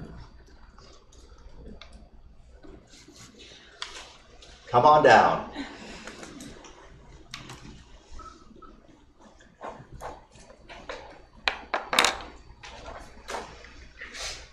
Welcome.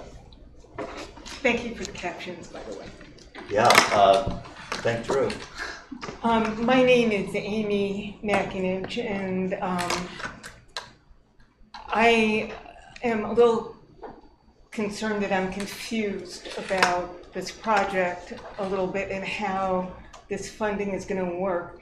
Is there an estimate of how much risk and how much this chip financing will cost the average Middlebury resident?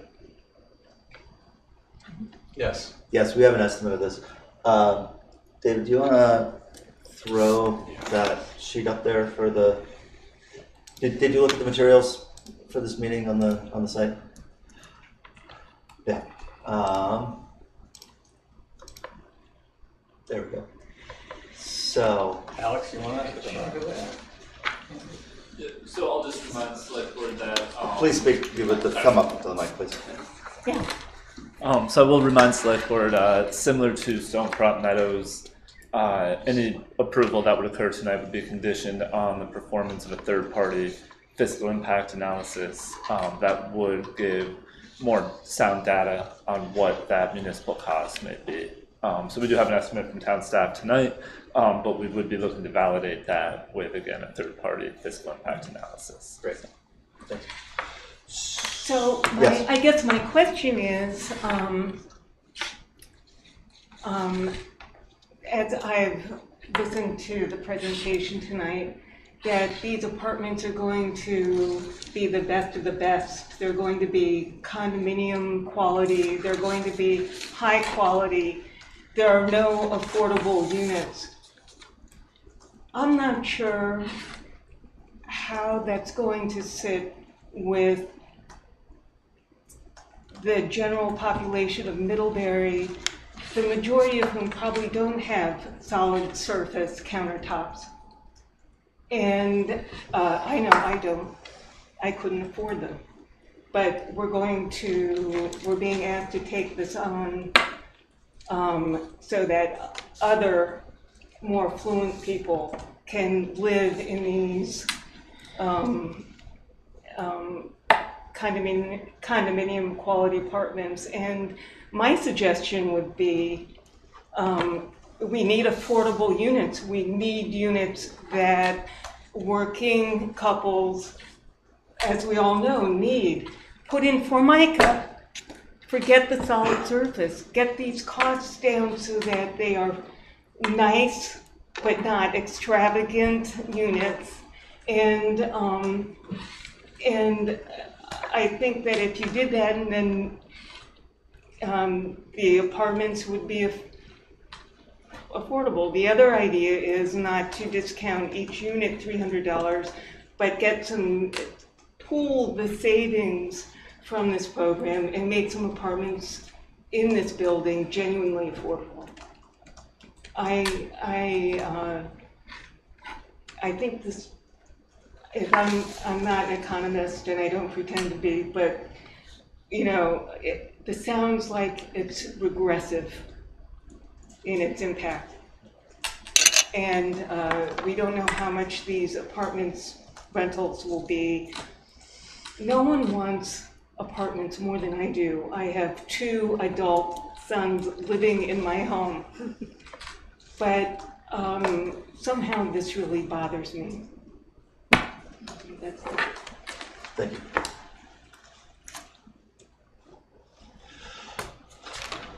Yes, a hand.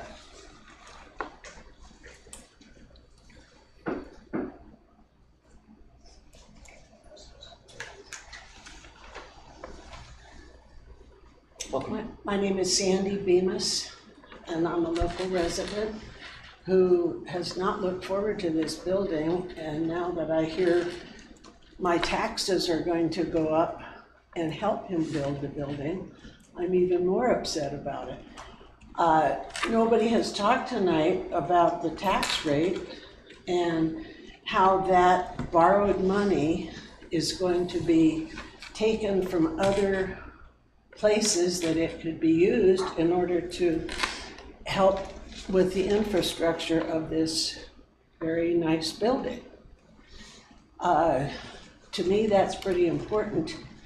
And I think it's important to a lot of people that live in Vermont that already live with high taxes and expenses that, you know, we were told when we came here that it's an expensive place to live, and we were willing to do that because we wanted to live here. But if it keeps going up, who's going to want to move to Vermont, you know, when the taxes keep going up? And I kind of question the CHIP concept of borrowing money here to help with development here. I think it's kind of like borrowing from Peter to pay Paul and live with the consequences. Am I right thinking this is a 20-year commitment? Up to, yeah, with a review at 10 years, I believe, Alex. And when the infrastructure portion is paid off by the combination of municipal and education tax, then that is the end of the state and local obligation to this project, which may occur before that. If we were doing this on our own, as taxpayers, if we were doing this on our own, without the help of a CHIP, and we decided to pay for the infrastructure, we would bond for that. And we would pay, it would be a $1.2 million bond for 20 years, and we would pay for it entirely out of property taxes. That's how we do things. Our top property taxes. In this case, it's somewhat similar, except we, out of our tax loss, we're going to pay for 45% of it, and the school property taxes, the state is going to pay for 55% of it. So it is the cheapest way we could possibly bond to help build a building. So it will impact us, but the state is helping us out in this case. So it's an opportunity for us to ultimately increase our grand list by paying something up front. And what we have to do is what we're doing, and Alex is talking about doing, is trying to figure out what that. Obviously, every time we build something in the town, there is an impact of what that apartment or that house impacts on the town. There's a cost for them, if they pay taxes or not, there's a cost. And we're trying to figure out what that relationship and how much that's going to be. In this case, compared to Stonecroft, it's somewhat significantly less. So none of us right now can say how it's going to impact your property taxes, but it's not going to be significant. It's those little I know it, but here's what we do. We have to build our grand list to make your taxes to get enough money. That's one way. This is Fred Dunnington talking about building the grand list all the time. We're building the grand list. We're just not going to be able to take advantage of that grand list as soon as we would before. If you guys would like to talk, you've been more than welcome to come up here and talk. I will call on you, Dorothy. Okay. So my final thought Yes, is please. that Mr. Rosenzweig planned this building before CHIP was ever even Correct. available. So let him build his building. Let's not raise our taxes or commit to a 20-year obligation to pay for those infrastructure things that he was already going to pay for anyhow. So, that's my thought. Thank you. Ellen, your hand is up.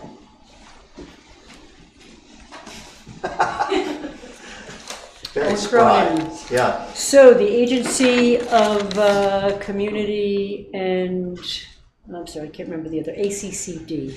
Yes. States in their initial discussion of what CHIP is and what it can do. The but-for test.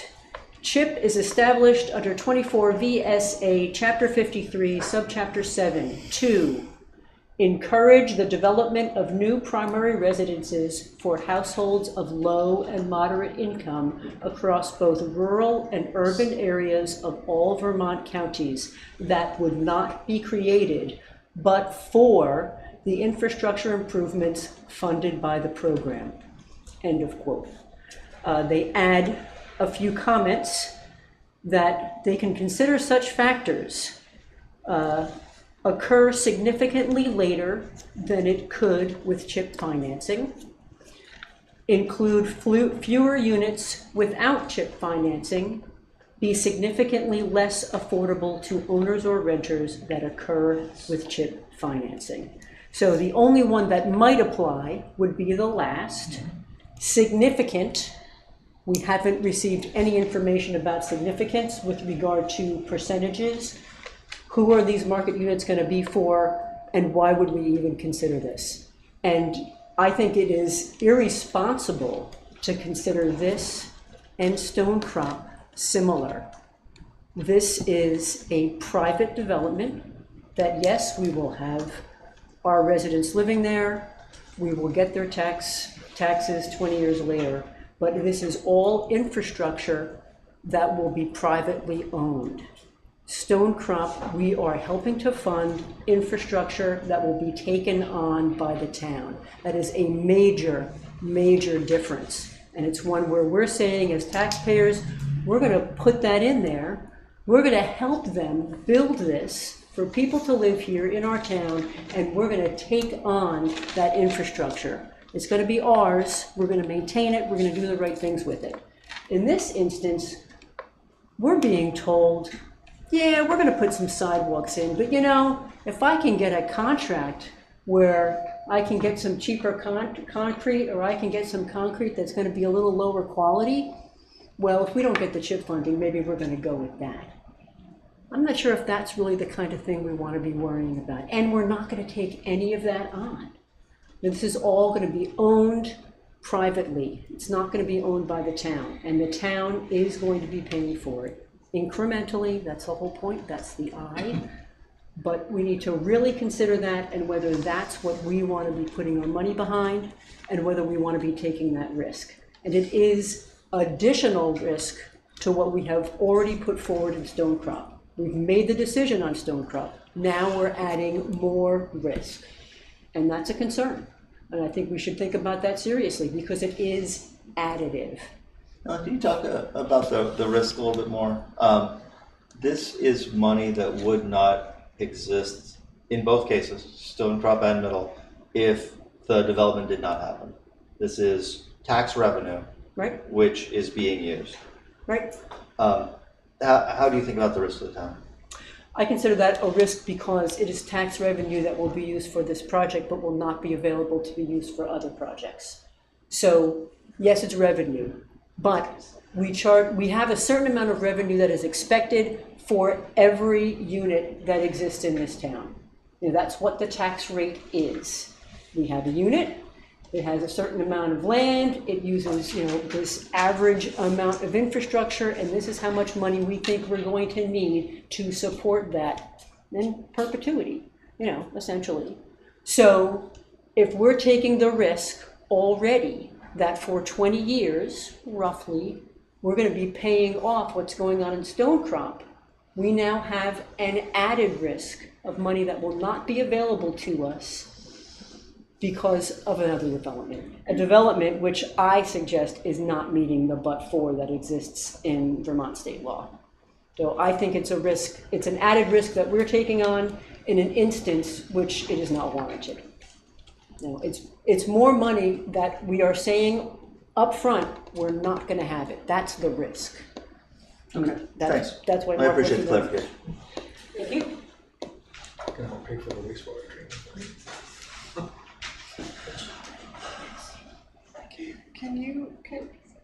Yes. Is it okay for me to, Alex, can you speak to that Vermont law and the but-for? Like, how would you defend why this fits the? Yeah, so as read again. Come on up, Alex. You're the man. Again, as read, I think it certainly does meet the requirements of the but-for test, based simply on the fact that the project would most likely occur with higher rents, if not for the use of CHIP to help finance those infrastructure costs. So again, I don't really see any issue with it meeting that but-for requirement. You could also make the argument that given timing, as Phil has mentioned, he'd like to start construction this year. Starting construction could depend on securing financing. This could go a long way in just helping to bring in all of the other elements of that capital stack. If the project were to be delayed 6, 10 months, 12 months, while they secure financing, that could lead to escalations in material costs, could lead to escalations in borrowing costs. And again, that's all fairly speculative, but you could make that case that the timing of the project would also be impacted. But I think the easiest case to make here for satisfying the but-for would be the overall affordability of the project. So even if the lower rent, even if that lower rent is still out of reach for people who have low or medium income, that still qualifies. Yeah. Again, where they've really conditioned things with the BEPC guidelines is what portion of increment is available to a project based on the levels of affordability, and that's again where you saw with Stonecrop the higher cap on the education fund increment. And also with the municipal property tax increment, affordable project could go up to like 100% of municipal increment, I believe. So yeah, there's really just different levels you can pull based on the affordability of each project. So thank you. Yeah. And I do just want to mention, again, I think it is worth stating that one of the benefits of TIP is that you're not raising the mill rate on property taxes, that it's really, as Andy mentioned, revenue that materializes in the future based on that development. So it's not, a de facto property tax increase. Thank you. Thanks, Alex. Anyone else here who would like to speak to the board? Dorothy, come on down.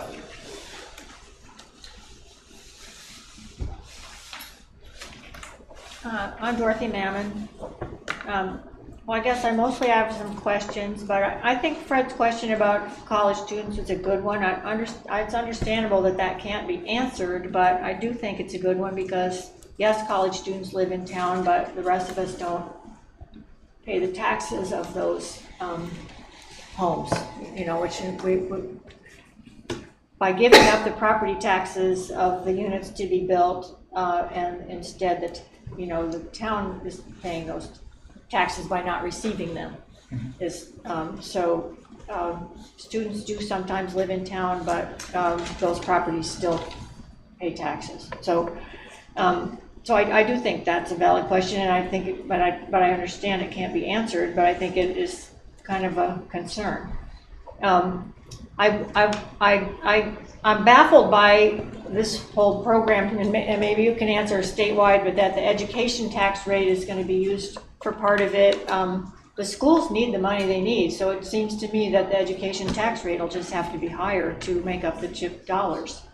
Can you address How that? can you just give away, how can the state just give away school money? They're gonna have to, They're not. they're just, yeah. Based on the new foundation formula, really, I don't think funding for local schools would be impacted.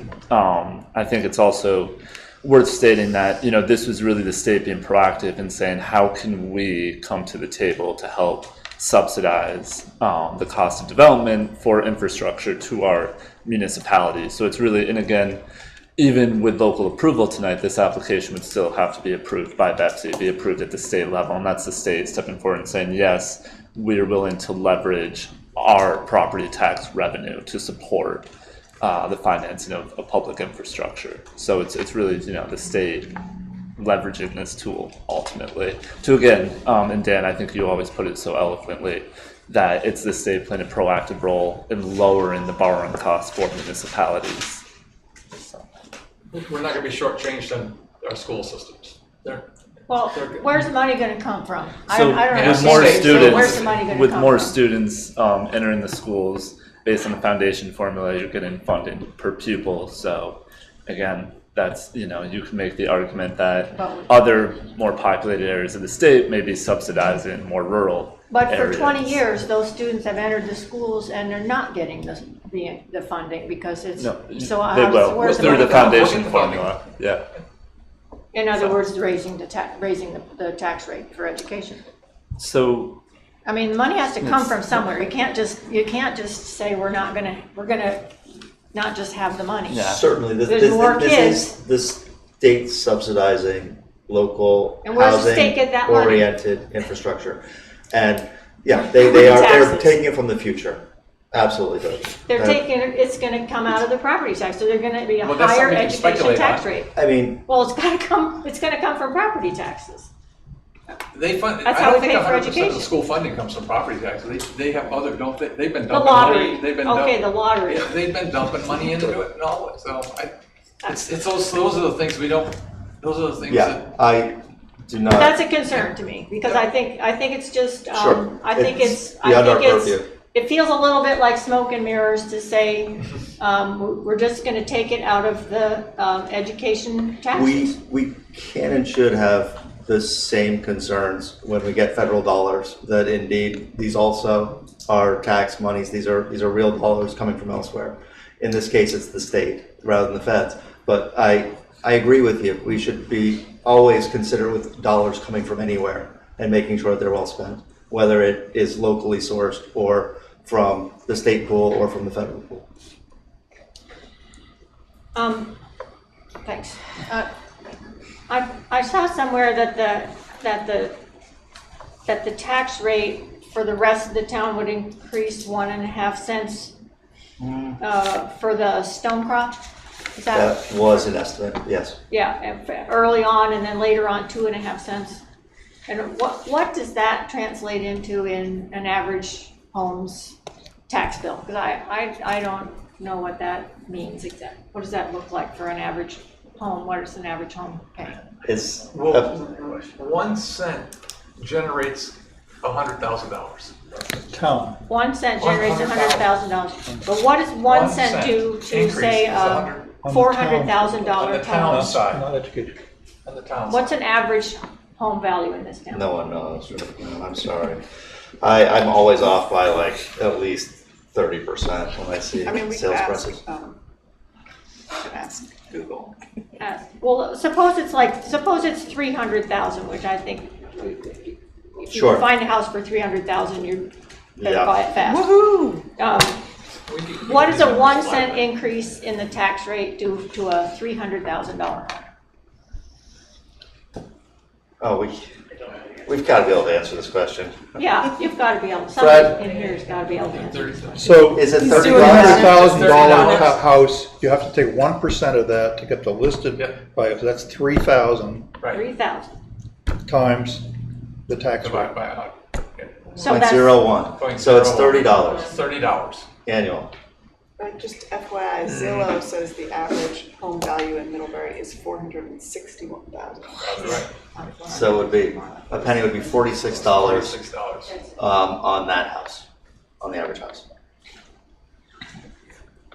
Okay, well, I think that's a good piece of information to have. And then later down the road, 2.5 cents. 1.5 cents would be, you know, okay, so $69 for 1.5 cents, and then correspondingly for 2.5 cents down the road. Additional that we're paying besides not getting the, I just think, so the other question I had is what do we think the town residents would think about this? And I'm sure you're all thinking about that. I mean, we don't have like a ton of turnout here for the thing, but what if we were voting on it? What would this go thumbs up or thumbs down if the town was voting on it? I have no idea.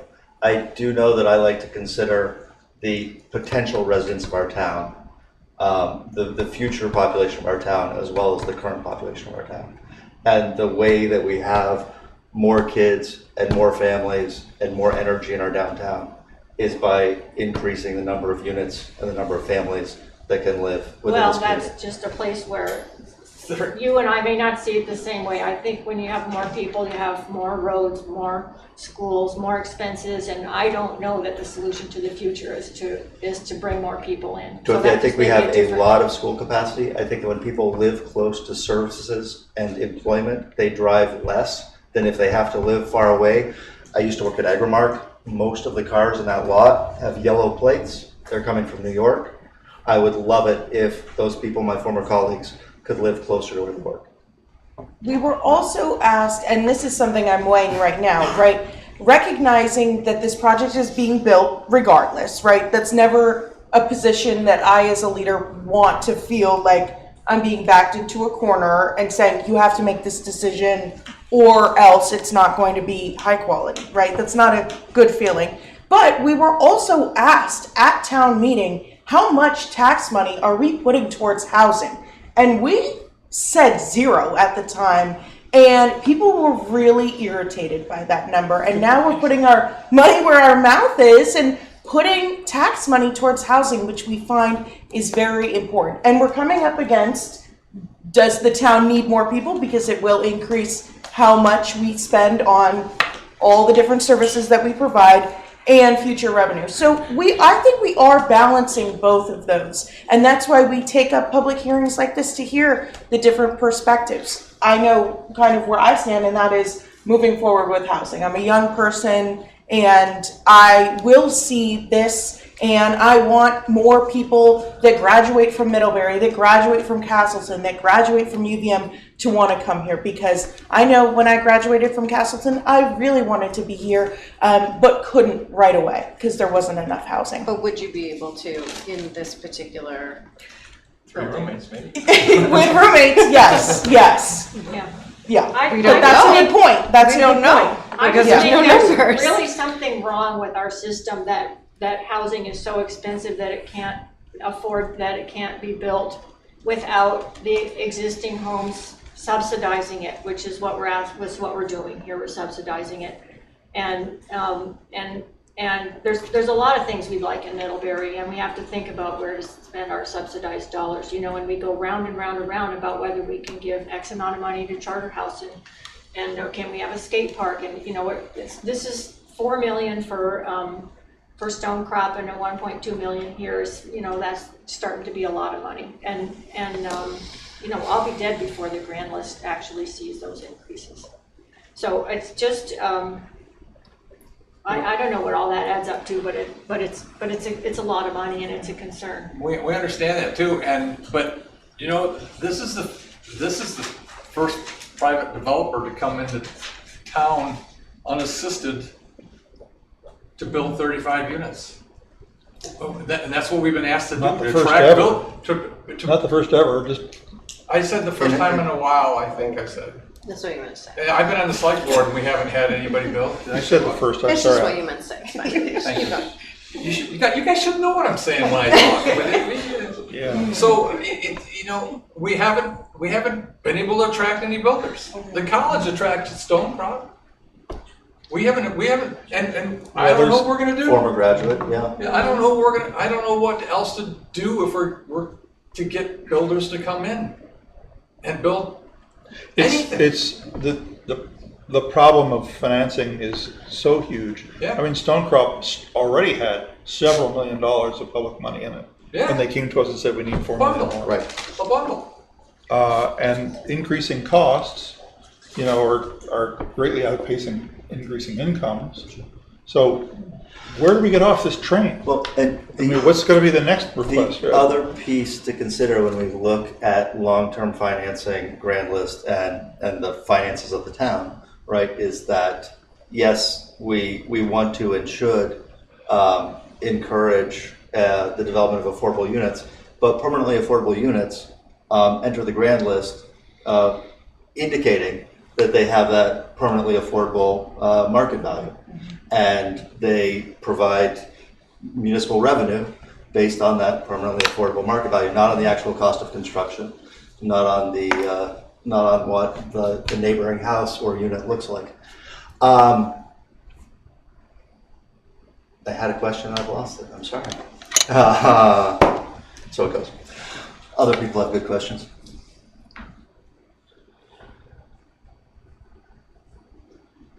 Or do they? Yeah. I will do a final call from members of the public who'd like to participate in this public hearing.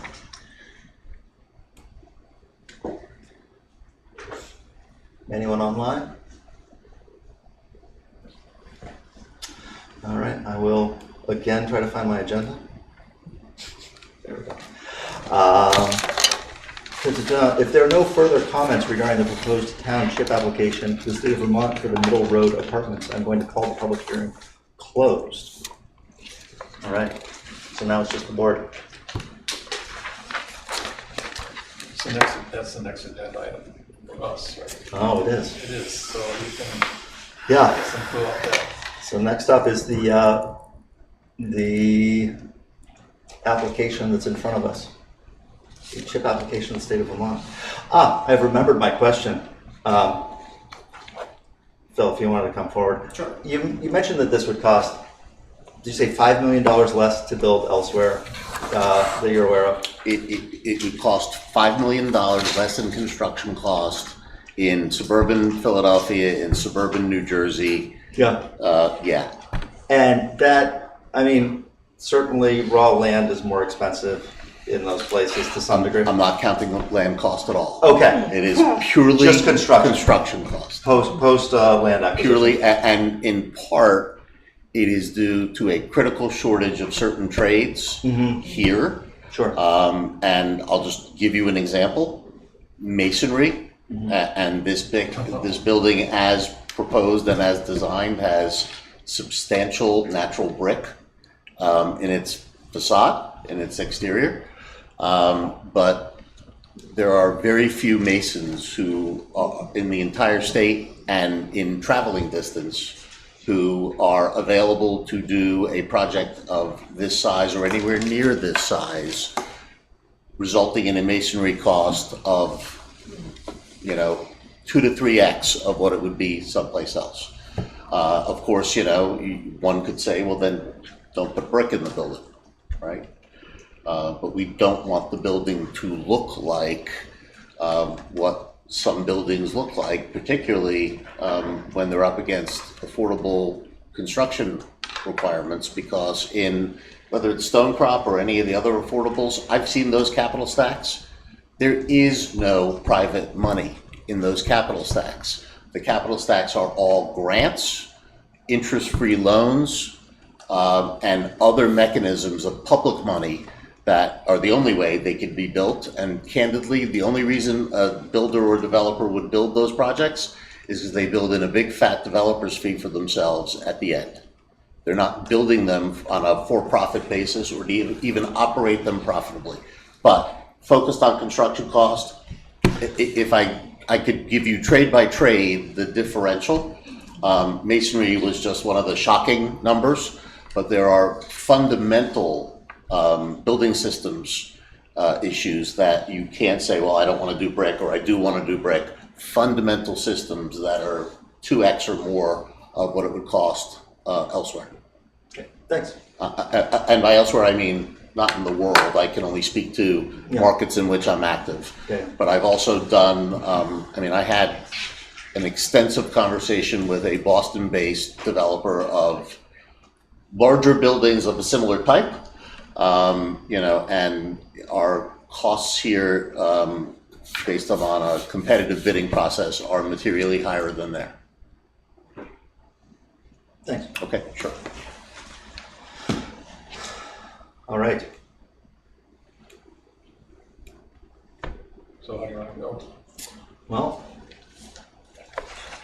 we have before us a chip application, which, if we approve it, will go to Betsy for review.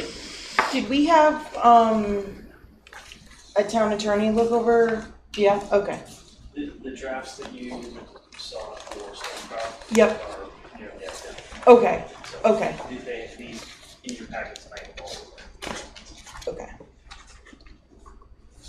How did the workshop go?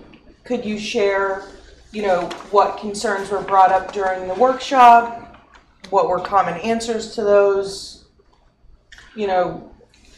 I will go to the piece that Phil mentioned. Both here and in Stonecroft, I have a concern of self-dealing because we're kind of on the periphery. We're guaranteeing to pay for work that the developer is doing, and they're submitting bills to us. So I have asked that we have access, in this case, to the arm's length contractors and the proposal that goes on there. In Summit's case, to the requirements of taken some law that requires prevailing wage and competitive bids. Yeah, right. So that the town can view and make sure that things are being done in a way that makes sense to the people here who can look at costs, and that it's not taking advantage of the town and additionally lining developers' pockets. What else? I was in the car, as I often am when these calls happen. I thought it was a good discussion. Yeah, it was pretty much what you had in the Stonecroft that you said, and just similar questions, but different numbers. Yeah. Alex, we talked about an audit, or can you explain that, how that fits in this whole thing? Yes, so I will remind Selectboard that per VEPSI guidelines, there is annual reporting requirements to VEPSI from the town for each CHIP agreement in effect, and the special revenue fund that would be set up to manage the future increment of funds for this project would have to be audited on an annual basis. And I'll also remind Selectboard that that is a related cost. So you could, a portion of your annual audit, the time spent auditing that specific fund, could be paid for out of the project increment generated. So that, again, is the project paying for any town time or other resources needed to administer this. But again, important to note from a compliancy and an accountability standpoint, there's the annual reporting to VEPSI and the audit of that fund with that report. Mark, the numbers we looked at for Stonecroft, oh, there it is, 2% appreciation. Okay, never mind. We've got all of the figures here. Okay. Yeah, again, the same model for estimating municipal costs. So I did lower the municipal costs on this project. You probably noticed that for two reasons. One, based on feedback that I heard throughout the first process, but also because this development is on one parcel.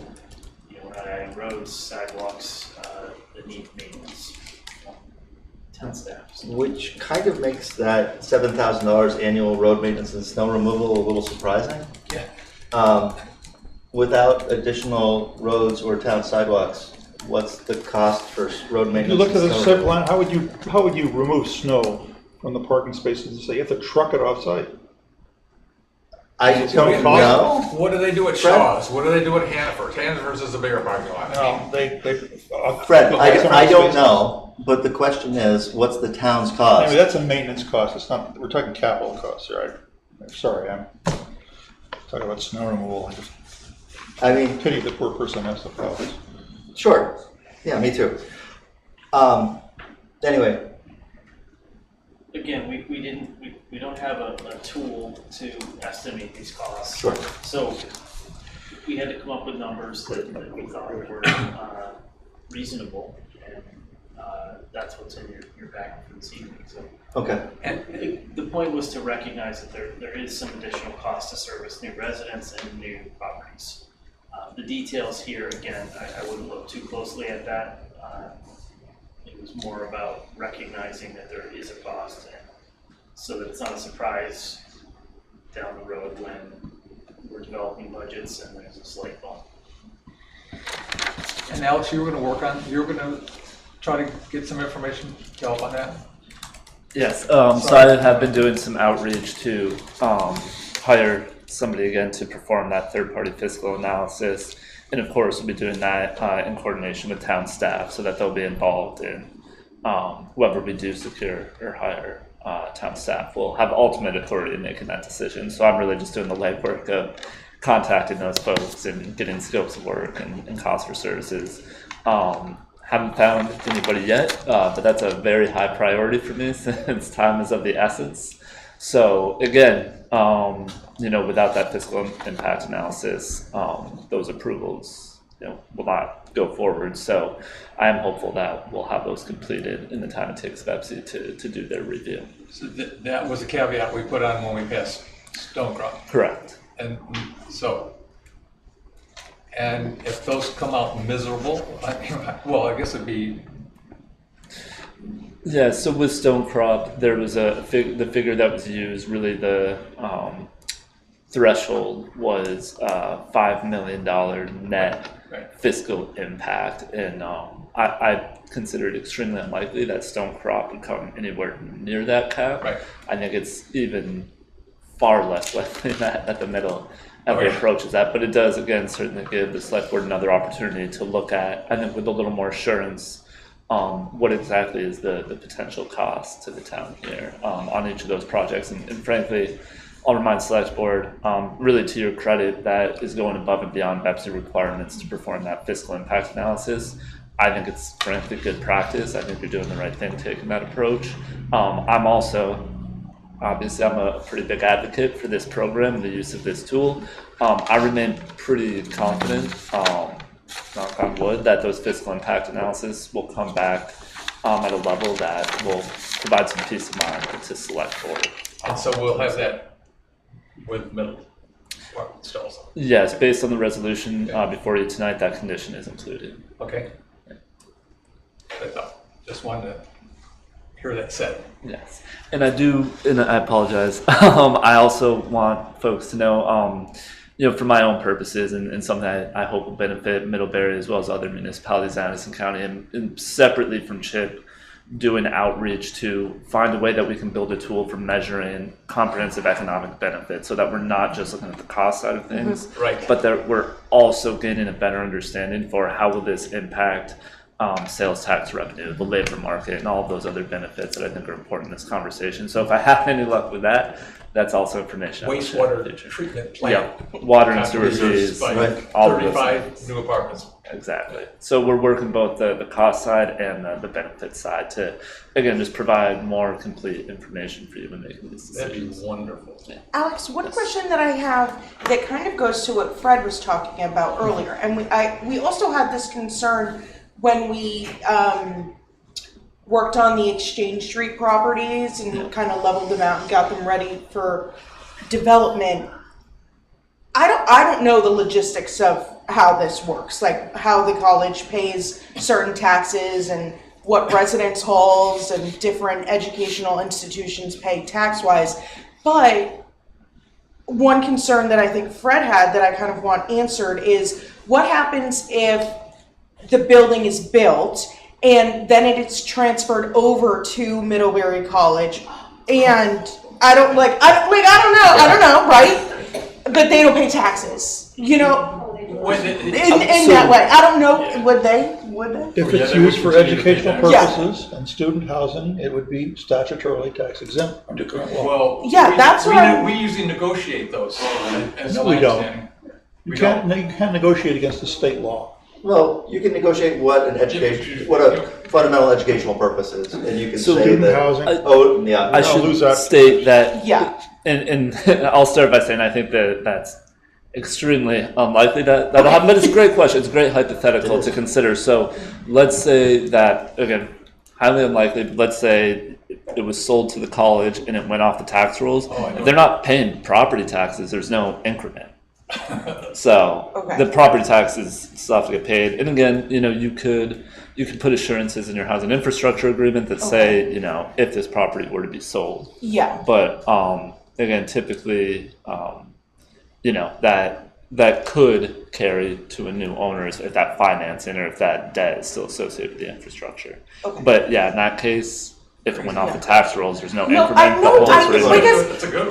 was worried because we invest money in what we think is going to be for profit, and while I love the nonprofits, I'm a nonprofit girly, I worry that they're not building on the tax base, right? So that would be a concern of mine. If we're putting our eggs in the basket saying this is going to grow the grand list, and it didn't, that would be a concern of mine. It could go away. Yes. But the college pays property taxes on lots of their properties, right, Fred?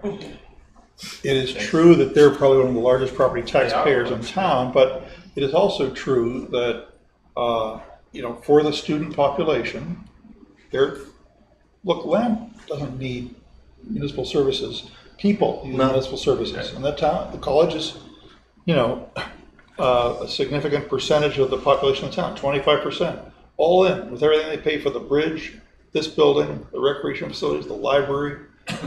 They're paying less than half of the freight of what the bills we have to pay. So the town is subsidizing the college in that sense. So, what is their fair share? What is their ability to pay is the issue for the college. That's a huge conversation. Separate conversation. Separate from this one. Fred, I would also say that impermeable surface does actually demand municipal services. And part of this project is providing that.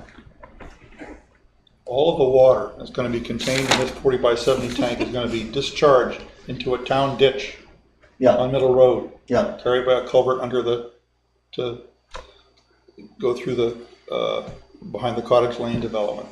Right. That water will just, it's the same rainwater. It's just been held for a little while. Slowed down, treated. Some stuff settles out. Yeah. Right. Stormwater Wetlands practices perform that function too. They do. We're not putting a wetland on the corner of. Wetlands are less The ditch is expensive. not big enough. All right. Okay.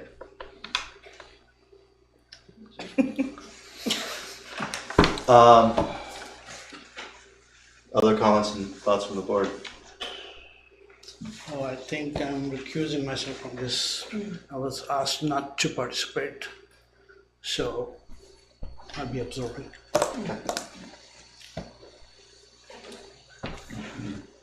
Okay. Do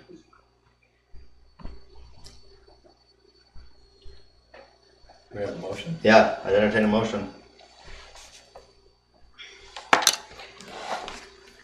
We won't find out what we won't. Where are we at?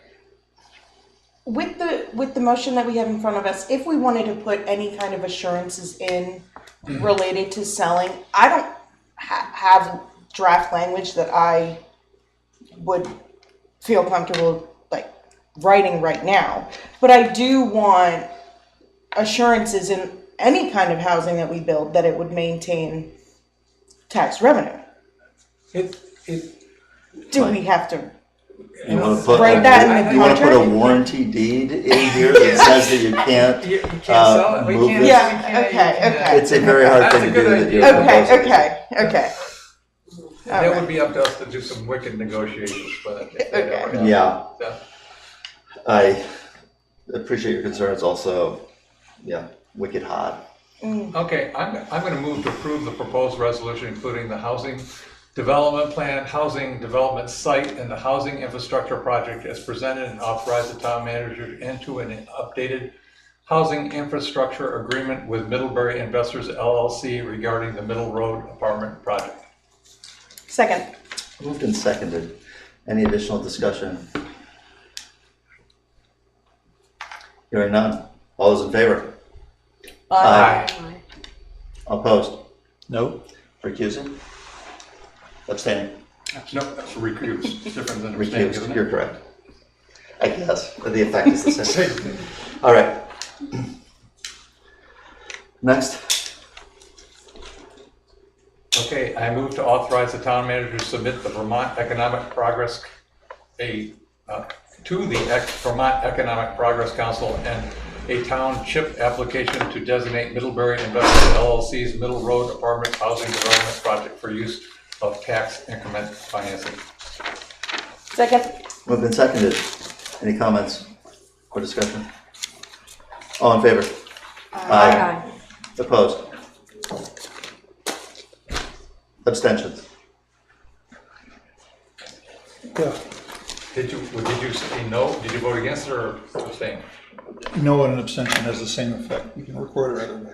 It's just a different level of support. One is you're against it, and one you just don't then you're not, and one is you're not saying anything. Then no. All right. Thank you for your time. That was a lecture that Brian Carpenter gave me, big time one night, hard. All right. Thanks, Alex.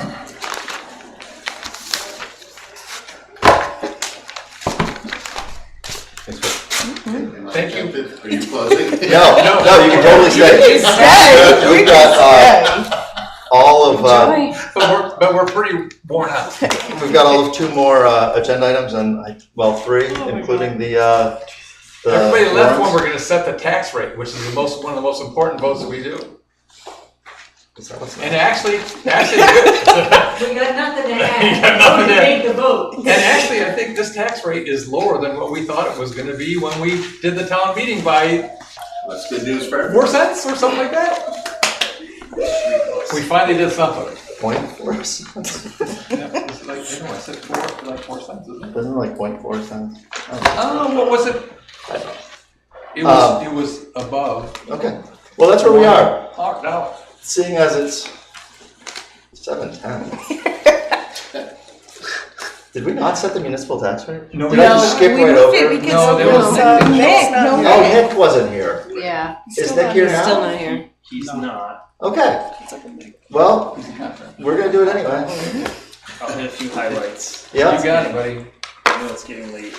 It's all right. The general fund budget was $15,998,046 as approved by town meeting voters in March. $10,136,266 to be raised by taxes. That's included in the summary in your packet.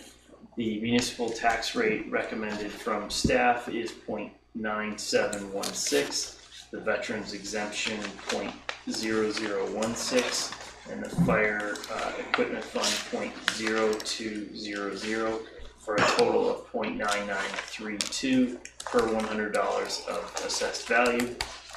So tonight we're asking you to approve the tax rate so that we can send bills out that are due for November 15th and March 15th.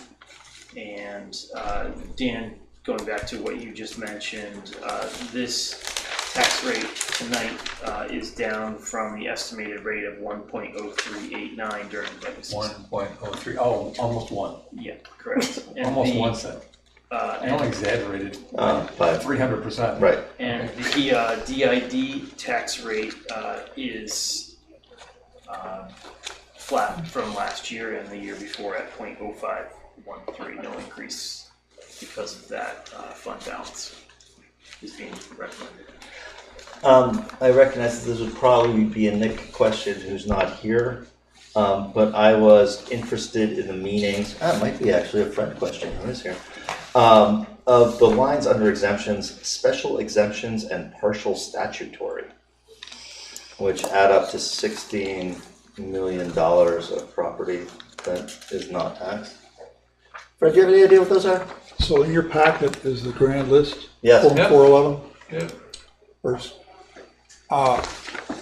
So there's 42 partial statutory properties, $7 million Yeah. on the grand list. What are they? Listed value. What does that mean?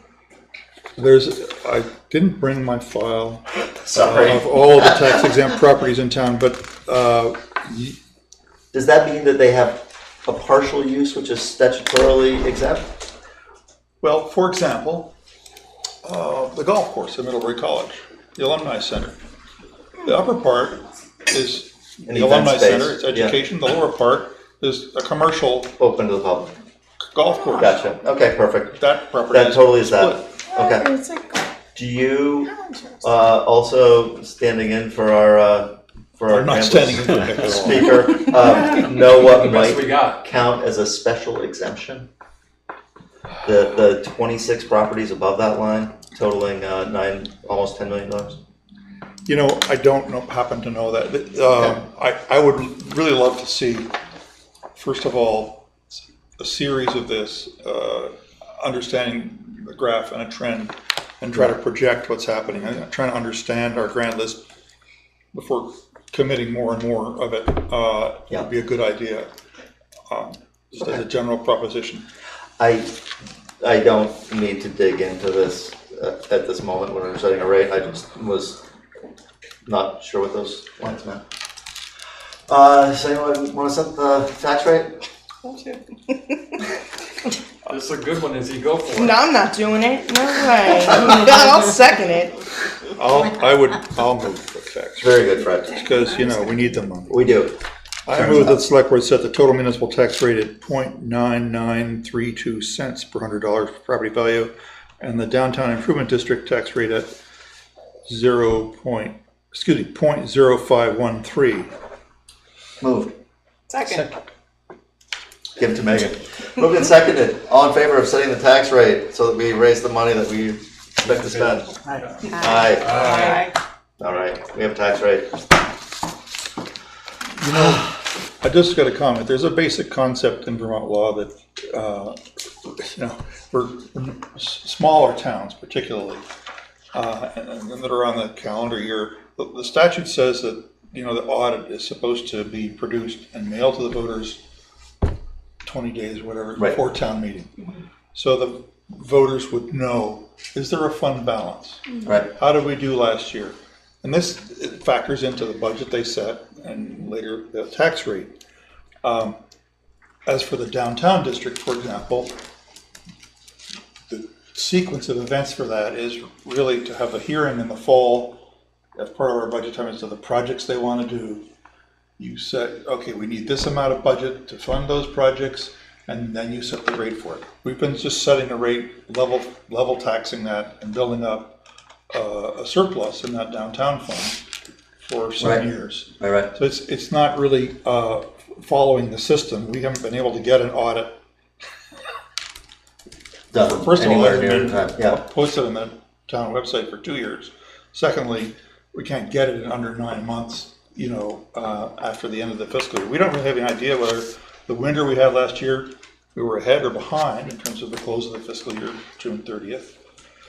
But, you know, the meeting we had in June, I think with Nick, where we got financial information for the first time in a long time, indicated that there was a significant balance, which is heartening.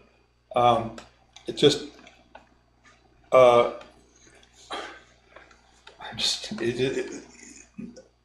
there's not knowing what fund balance there is and how much we should properly have. We're just collecting tax based on this and riding along. Do we still have a surplus of local option taxes a fund for that? Is it increasing?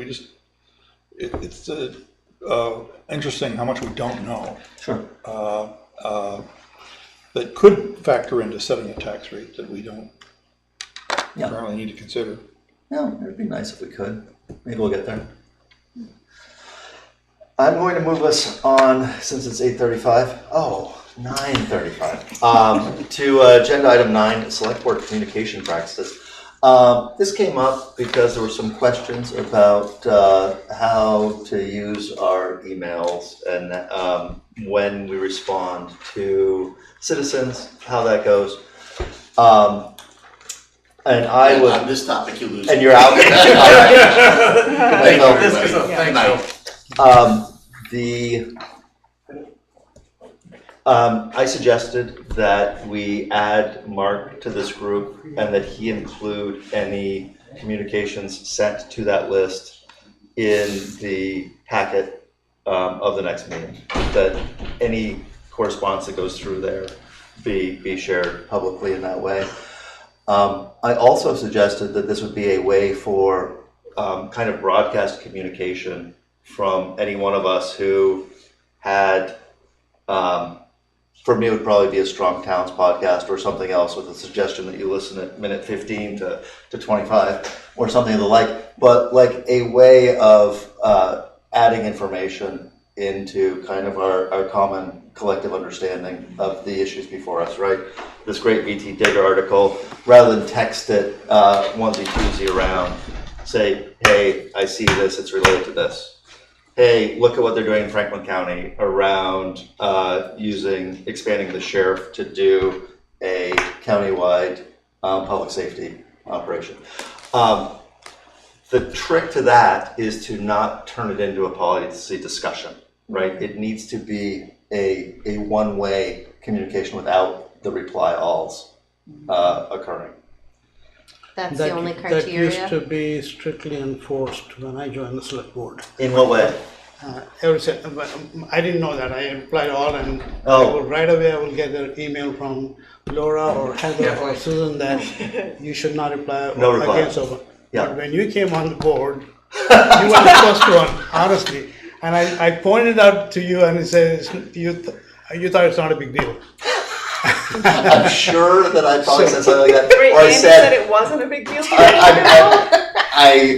Look at you now. Yeah. So that's why don't reply off, no matter what, I think. That's really the bottom line. There's not other criteria. The criteria really is that if you are doing town policy, it should be done in a warned meeting, except for the things that we can do in a private meeting, right? Those are the only ways that we are supposed to meet to discuss town policy. What about responding to people who email the select board? Yeah. Right. As an individual. That is a real question. Dan, did you suggest that that's in our guidelines that we adopted? Well, in our operating principles, it said we can't represent the board. So if we get we can't represent the opinions of the board members when we talk. So would that apply if we all got an email and one person replied? Are they representing the board then, or? Yeah, but it's logical to assume that anybody who's writing to all of us is expecting to be acknowledged and get a response. I never acknowledge. I mean, when they're doing all like that. But here's. No, but I'm saying that people, but maybe you've never acknowledged it, but I think most people, when they reach out to the select board and they say, I feel strongly about something, I'm going to write to the select board. I don't think they do appreciate if you I think they expect to be responded to. Are you all acknowledging all those emails? Some of them I do. I do when people personally write to me. I hope someone else is because I don't know what to say. Same. So I'm hoping that we discuss how we're going to respond here. Well, what I always thought if they needed information or they needed help, then I would forward it to the town manager and let him handle it. If they're asking a question that I don't know the answer But if they're asking a question about the select board or anything. That could be the response, though. We can tell them that, hey, thanks for emailing, and we reach out to the town manager. We can do that. And I don't think it's bad to just say, oh, we're gonna be talking about this at an upcoming meeting, but if they're asking us, hey, select board, can you put something on the agenda? I would say, go talk to our town manager. But if they're asking, when are you talking about something? Can you clarify something? That would be him too. So far you haven't come up with anything. Keep going. Any one of us can put things on future agendas, right? If someone brings something to our attention and one of us thinks it should belongs on an agenda. Do we go through you? Chair and the vice chair and the manager determine the agenda. That's correct. Have you ever removed anything from the agenda? No. De facto, any one of us can put anything for discussion on the agenda. There is a process. But say we decide to do that. Say we get an email from somebody. Before it goes out to everyone else. I never respond. Say we get an email from somebody about a certain topic and we decide, and I decide personally, I think this should go on the agenda. And then I reach out to you guys and I say, can this go? But then can I respond to the person who wrote to us and say, we got your message. Thank you for reaching out to us. We've decided to put this on the agenda, or we're hoping to put this on the agenda, or even like, am I authorized to respond in that way? Well, Can I say, I hear you. We are. This is why we're having taking the the next discussion. step. This is Yeah. good. Yep. Well, I think it's important. Well, I think that's here's what what I do. If I get a personal email from somebody from in the town saying something, a personal email to me, This is hygiene. I respond to every one of those. Oh, yeah. But when somebody's fishing and puts out an email to all of us, I don't feel that I'm responsible. But I don't think it's phishing though. Well, that's what we're trying to figure out. I don't think that's phishing. So I think if it necessitates an answer, it either comes from Mark or Andy. Drew, do we no longer have individual addresses on the town website? No, each of our emails are listed there. I will answer all his questions. Okay.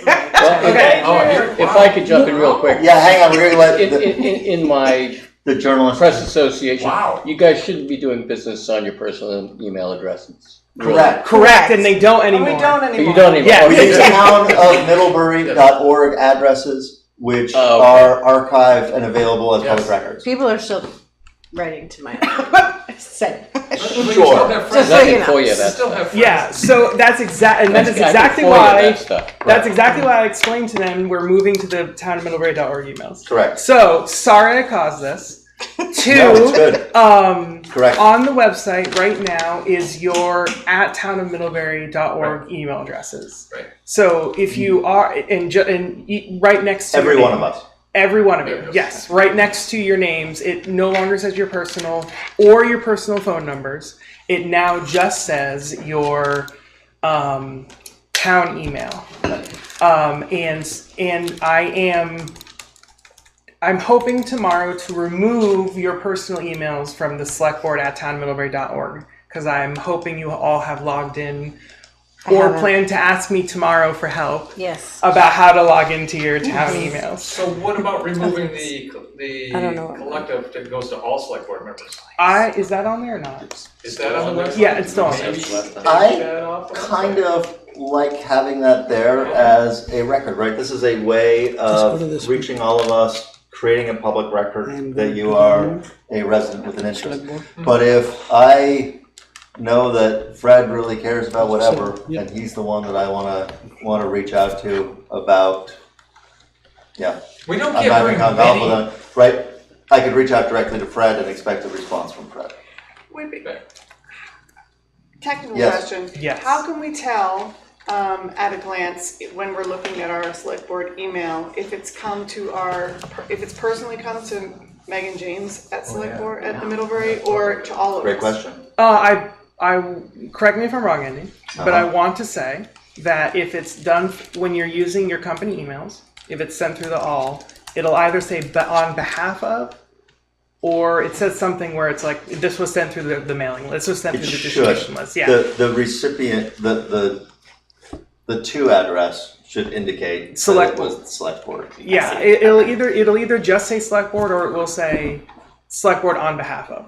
Yeah. Then sent to you directly. I see. Yeah, but it should indicate that. Yeah. I'm seeing if any of those. John, no more? I guess I get to tap out. Okay. Good night. I do appreciate you backing me up on the FOIA thing. Yeah, that's good. For sure. And I appreciate you helping us up our digital communications game. Well, I in past places, I have worked where they have been both subpoenaed and FOIA'd on personal emails, and those personal emails became a permanent matter of public record. Many things that people absolutely would never want be searchable on an indexable database. If anyone wants to Google me and some goings on in Montpelier 20 years ago, FOIA produced some juiciness back there regarding changes to zoning. All right. So one other one. We get sometimes personal requests to be interviewed by newspapers or TV and stuff like that. Sure. And I think if you receive them, we talk to Andy and probably the town manager. Don't jump on the TV or the radio. Hi, I'm Izzy, and on behalf of the Middlebury Selectboard, especially Dan.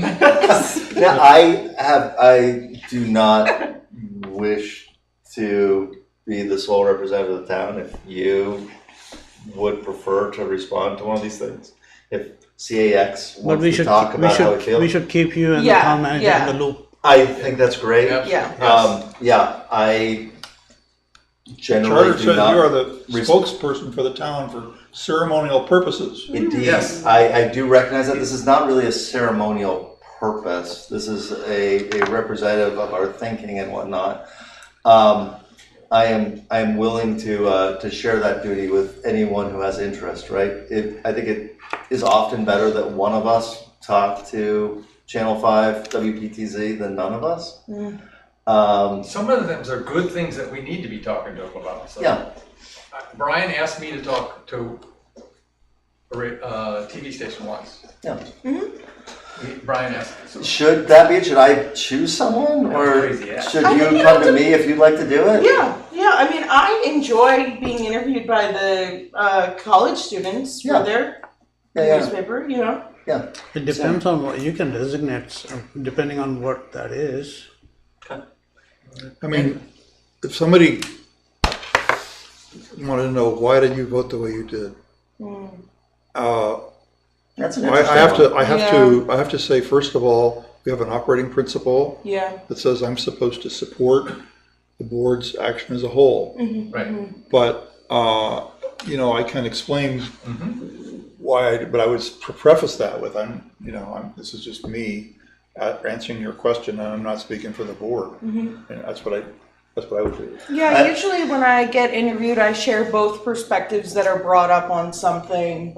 Try to stay as neutral as possible without saying, I feel, more so. Sometimes somebody will ask you a question about the position of the select board, or sometimes they'll ask your position on a particular matter, and you can talk about that, right? Well, if we've already voted, then that's the one. That's the one you're getting really dicey. If we already voted. You're supposed to support. Yeah, like I said, you have to preface what you're going to say by, I'm not speaking for the board, and the minutes said this and this. I'm going to try to not elaborate much more. I had a lengthy conversation with my spouse about this and the value of just having more information about the democratic process, how each of us thinks and comes to our conclusion, versus a single narrative story about the decision. And she was very much of the let 1,000 torches light, and I was very much of the common flame. I think they're both fine. This is not an area where we've run into difficulty yet, and we need to set down hard guidelines. Mark, as someone who's been doing this longer than any of us, do you have thoughts? No, I would just say, I think somebody already mentioned you want to avoid deliberating with your emails, and I think it's fine to respond to constituent questions as long as you're prefacing your reply with some if there's a situation where someone emails select board and we've added you as a 8th recipient of that, I worry somewhat of mixed messages, mixed levels of engagement and enthusiasm if we individually are responding. How do we know if somebody responded or not? You don't. Yeah, that's a tricky That's the part. thing. And I didn't think, understand what you said. Could you say it again? how do we know if anyone responded? Because you're not responding all, so Right. you can't tell. So John Q. Public emails select board and says, I can't stand my neighbor, their roosters are crowing in the morning and their dog poops on my lawn. And is it just dead air, or does Mark say, thank you for your comments, this is part of the public record? You're getting all of our, when it goes to all select board, you're getting them too, aren't you? I haven't received any yet, so Is it? assuming. I think we haven't gotten any in a bit, so if Drew added you, But it was and probably he has 2 added you, weeks. so you will. Is it fair to, I mean, I don't know if this is really maybe too impersonal, but because I really feel strongly that we should, there Yeah. should be a response to people who reach out to us as a whole. Yeah.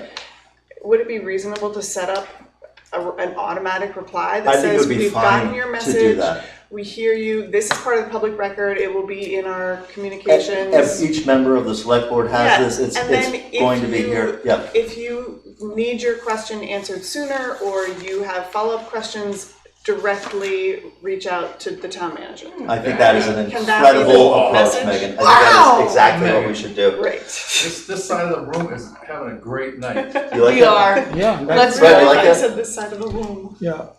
Are we going to talk at all about the system that you created of The threesomes? The trios? The triples? Thruples, as I like to call them? I slept through mine. Yeah. Oh. Sorry, Dan. We were severely disappointed. Yeah, I know, sorry. I was right Well, there at 8 so o'clock. What's your, You were not. So I've participated in 2 or 3 of You were these. chipping hilarious. I have no idea of what the schedule is. Megan's the keeper of that. I did send you guys all the schedule a couple weeks ago, or it was earlier in the summer. I sent you all the schedule for the next several weeks. And Megan's been announcing at select board meetings, who's next? I have been announcing who's next, but if you'd like, let me find what I sent to you guys. If you could resend it to me, I would appreciate Yes. that. I've been doing it. I've had to, so the first one, I think, was with Izzy and Danielle, and we ended up talking about, Horses. the recreation department. Oh, good. And horses. And It can be It doesn't casual. have to be about It talking doesn't about have to, business. yeah. It's I don't just know getting anything together. about horses. well, I don't know what you're getting. the second one, Was that with Alex? We had I think it was, You and I had one with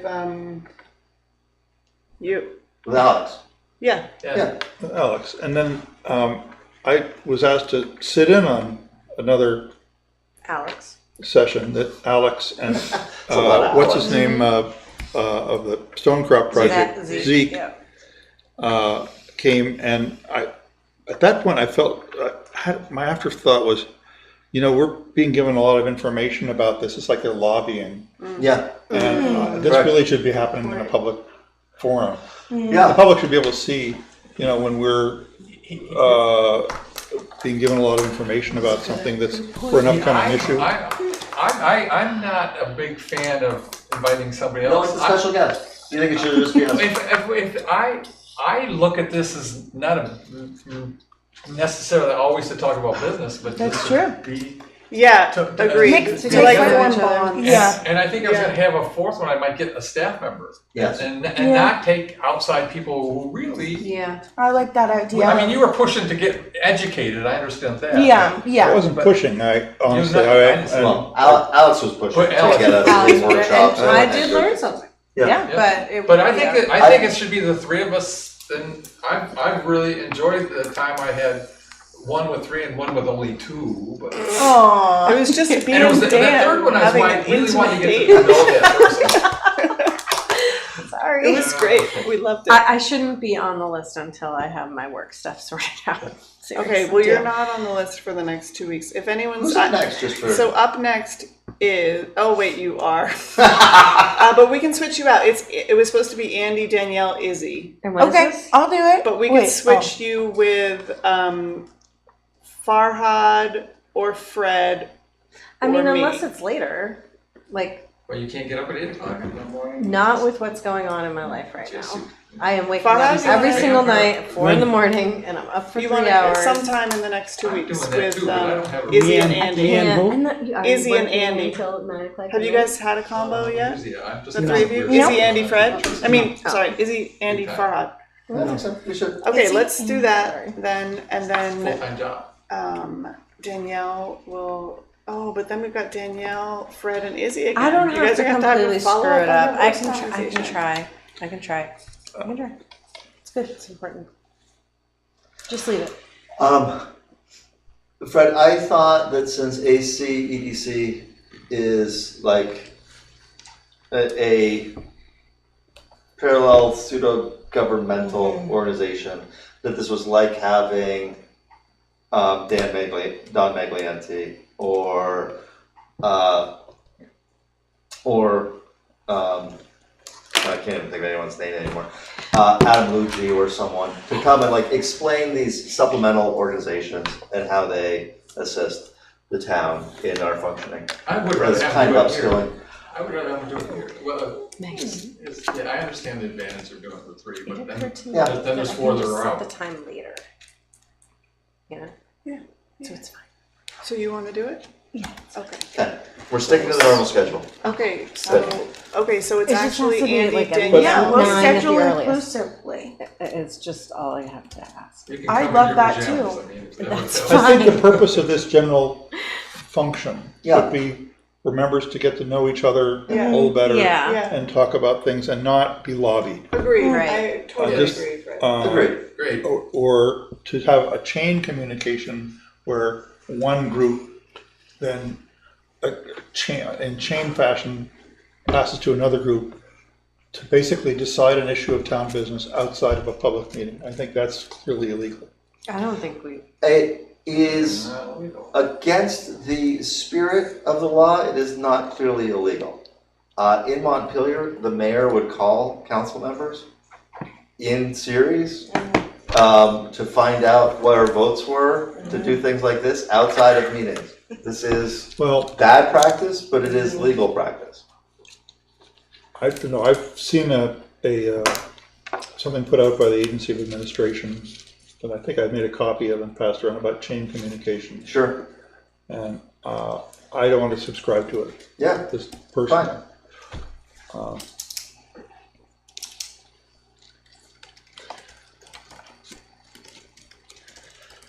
We've spent 20 minutes on this. Yeah, we're good. Let's move on.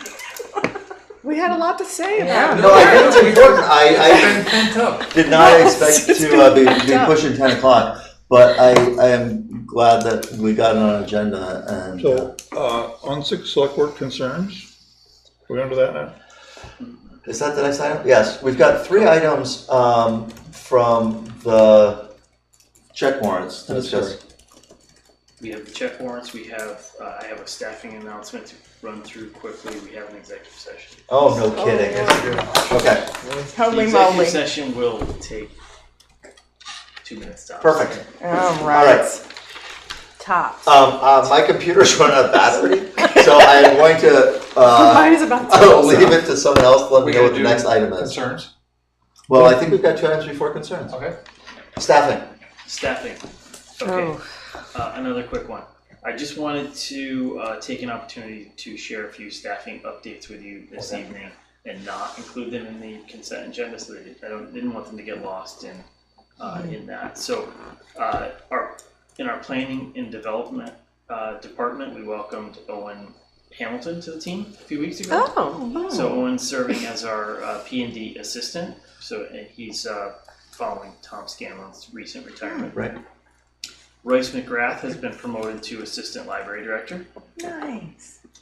Beth Tarian has been appointed to a full-time dispatcher position at our police department.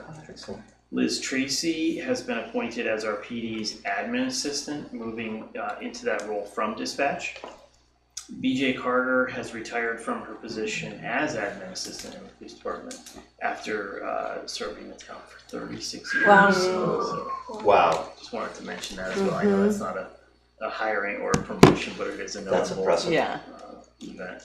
And in our public works department, Alex Parker was appointed to buildings and grounds, filling that second vacancy, and Ashley Belrose has been hired on a very part-time basis. I think it's 32 hours a month while we continue, she's serving as interim superintendent at our wastewater department while we continue our search for a full-time replacement. Great. So Cool. we are certainly grateful to have her. She has a grade 5 license. So, Really? Nice. And where is she, where's she from?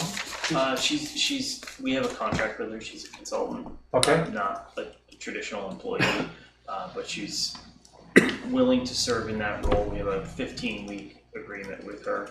We're hopeful that we And her position is the interim superintendent. Okay, and she can do that with only working, 8 hours a week? Well, we still have our staffing. We still have our staff there. Emily's also filling in some of those roles and responsibilities, but reporting, overseeing staff, scheduling, things like that, she's able to do in 8 hours a week, yes. Okay. So I think she's coming in twice the 4-hour shifts. Okay. So. Thanks, Mark. Any questions before we talk about how much we paid for office furniture? I have not. You haven't looked at it? I have not pulled those out to look at those specifically. So you don't have. We need to approve the check warrants. We don't need to do it You just tonight. want some follow-up on that? Yeah, I mean, it's probably a library owner's expense or something. Or I can't imagine that you spent $250,000 Oh, absolutely. on furniture in this building unless you know about it. It's got, I feel quite certain it's library. It's library. The office one is definitely all the chairs and stuff All the over chairs there. in the library. I mean, it's appalling. $250,000 for Oh yeah, chairs. they're super nice chairs. Did you see them? It's a 23,000 square foot library. It takes a lot of chairs. I'm just, I'm an old school. Things cost more now. Yeah. I have, I can't. We need to approve that, by the way. I'd love a motion to approve the check warrants, which we pulled from the consent So agenda. moved. Moved. Second. Second. Fred, your reservations are noted. We will get response from staff about these extraordinary expenditures. We'll confirm that they are in fact library related tomorrow. I'll get back to you all. Okay. You review the check warrants, I right? do not go through every single, I do not go through every single one. Okay. Who does go through and say, gee, that's a $250,000 one? Who does that? Who did you say? He said I do. Oh. Which is not the case. No, should be.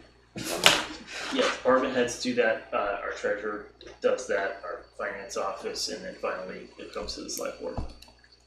I'm signing off on POs, so those big ticket items between 10 and 40, but I'm not signing off on every single invoice. Okay, okay, thanks. All right. Glad to know there's still an independent series of. With that comment, those in favor of approving our check warrants? Aye. Aye. Okay. Aye. I didn't say aye. Yeah, there we go. We got us all. We may have missed a vote on the closing of parks amendments, right? Did you Yeah, catch we that? wanted to move forward and bring that, to publish that in the newspaper and then bring it back for a public hearing. Did we not vote on that? No. Oh, idiots. A motion. Does someone have it up? On what? The park. The park changes to the ordinance Oh, to bring that to because we have to have a public hearing. okay, I can do that. So the motion is to hold a public hearing? Yeah. Did you just make that? I move that the staff schedule a public hearing for the amendment of the Parks and Natural Areas closing ordinance. Very good. Moved. Second. Seconded. I'll give it to Danielle. All in favor? Aye. Aye. Briefly, select board concerns, starting here.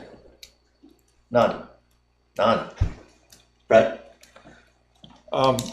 Beth informed me, I could say, because of the environment that we're in, right, Bill Finger passed away. Oh, did he really? He was a town manager for many years until 2012, when I retired in 2013.